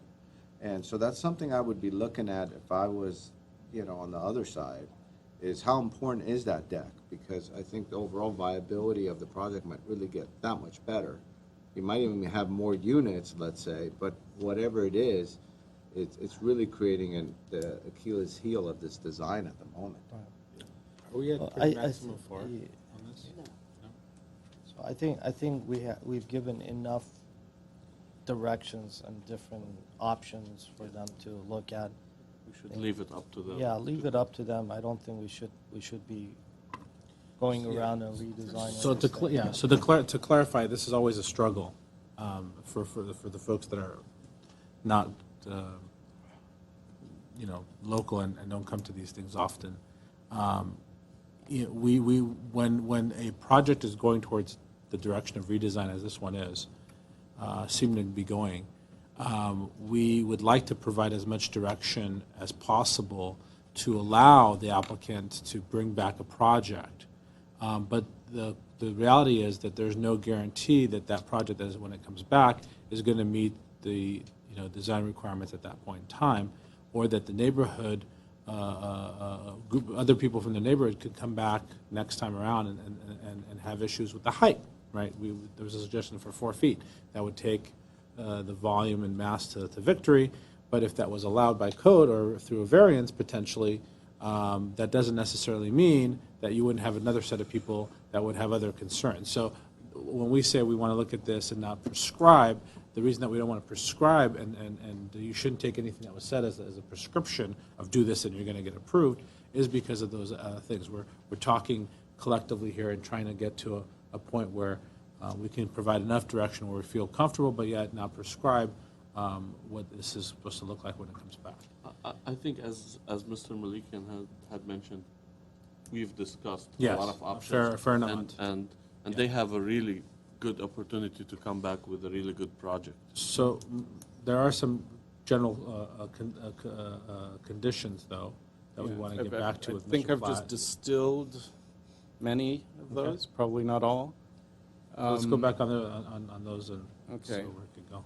To the north, where the common space for the hotel users is, we want to address both issues of sound and privacy toward the neighbors to the north in a manner that the architects work out and think is appropriate to their project. We'll work with them on that. Okay. In terms of car traffic, there's concern about drop-off areas. When I look at the first floor plan, it looks like there is space within the garage grade level to find spaces to do that would probably be adequate. In terms of the facades, there was universal consensus that this is too much color, too much articulation, too much happening. Try to find something working with a contemporary palette that uses more traditional materials and feels closer to the feel of the neighborhood, while also it's clearly going to be a distinctive building in the neighborhood. I want to stand on that really quickly. You know, I recently saw the new Nickelodeon building, which I believe is on Burbank or Buena Vista, which is more of an industrial area, and they used a couple of different effects and lighting and so forth. So, you know, I want to step back. I'm not saying that I personally am not saying that there's too much color and that the materials need to be more contemporary, but I think that because there's so much articulation in this building, because it's broken up so much, it just looks busy. So, you know, I don't want to dissuade them from coming back with similar materials and similar colors, but with a less articulated, less busy design. So But I don't like the colors. Well, I'm speaking for myself to be. I said near universal, maybe. There's a discussion about the landscape. We don't want to get another beige project either, though. So Landscape to the north to create a layered buffering in that setback area to the north. It was pointed out that there is no property line fence, and I also heard from the neighbor immediately adjacent that there are no lateral fences proposed to keep people from cutting through that area. I'd like to remind the board of that, so when we consider the property line fence, we might also consider fencing to seal that area off to I pedestrians. think, I think that that should be a condition, that lateral fencing should be incorporated into that setback for security purposes, and also so we can see that on the design. What that's going to look like. There was considerable discussion about the public use of the hotel lobby, whether it would be a coffee bar or something else. I do think that's beyond the purview of the board to require that. The reason that we went into that whole discussion, I believe, was because the applicant said that commented that they were incorporating the entry and that lobby space into the community. And so we were commenting on not seeing a connection. So that's why that was stated. But we're not making that a condition or consideration. Okay, but if we talk about having the lobby be a visually different area than the other facades, perhaps more glazing, more openness to the street, a little transparency, would that be the goal for the board? Which I believe is part of the proposal right now, but just to make sure we can put it in writing.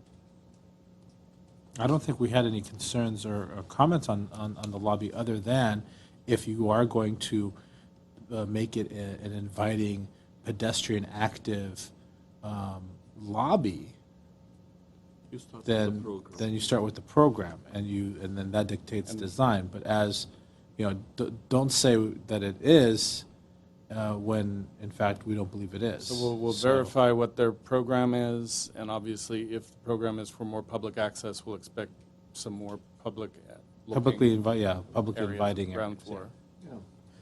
And so that's my big picture distillation of, I think, the main issues you brought up.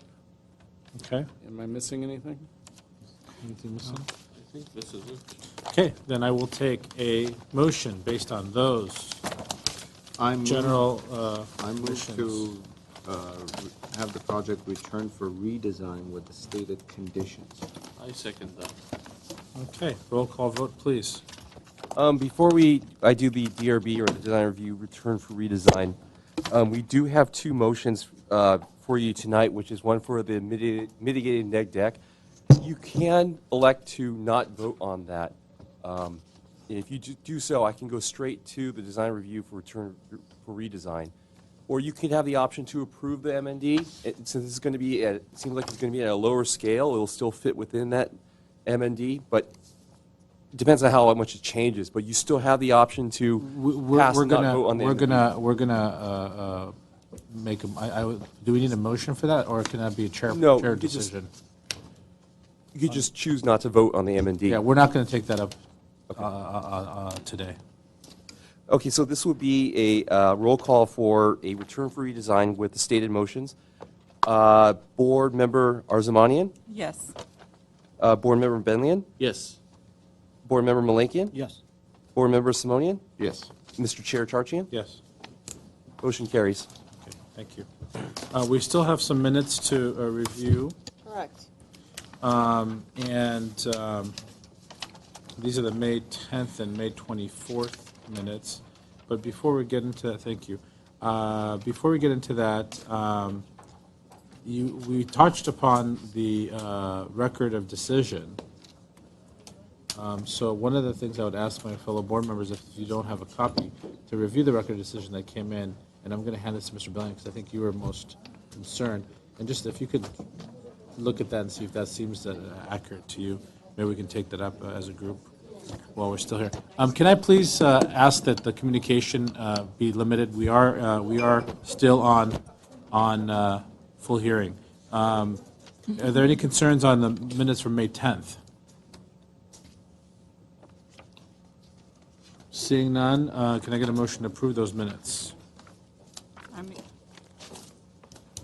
I move to approve the minutes of May 10th. I would need a second either from Mr. Board Member Malikian or Board I'll Member second. Simonian. No, I will. From the May 10th, Board May Members 10th. Benlian and Charchian were absent. So Seconded by Board Member Malik. Malikian. So in terms of a roll call, Board Member Arzumanian? Yes. Board Member Malikian? Yes. Board Member Simonian? Yes. Motion passes to approve 3-0. And I can't sign these, right? One of the board members that was present needs to sign Yes. on the 10th? Correct, one of the board members. Mr. Arzawazi, would you like to sign? Okay, May 24th. Or actually, minutes. election, Board Member Simonian was Chair Pro Tem, so perhaps he can sign that. Okay, Mr. Simonian. Chair Pro Tem, I was not here, so I didn't know. If I was in our meeting then. And then for May 24th. And all board members were present except for Mr. Malikian. So are there any concerns on this? Okay, and so with seeing none, I'll entertain a motion for approval. I'll move to approve the motion. Move to approve the minutes. I second that. All right, a motion made by Board Member Simonian, second by Board Member Benlian. In terms of roll call, Board Member Arzumanian? Yes. Board Member Benlian? Yes. Board Member Simonian? Yes. And Chair Charchian? Yes. Motion passes 4-0. There are no other items on tonight's agenda, so is there a motion to adjourn? Before we adjourn, I was bringing this issue of the Yeah. You revised this, I think Jay reviewed the record and he said that it's accurate as depicted, and Okay. I take his word for it. The only reason I brought hate it- going back through No, the no. tape so much that you have to believe The that only, I did it. No, the only reason, and as I said before, I wasn't trying to be difficult. The only reason I brought it up, I thought that some of the conditions had either or, and they weren't very direct. They weren't very specific, and I was afraid they come back with the same thing, because I know I'll end up voting no if they come back without meeting those conditions. Okay. That was the only concern. Okay, so but that looks accurate now. That's okay. Okay, I just wanted to get that on the record. With that, I'll entertain a I move motion to adjourn. to adjourn. Second that. All right, adjourned.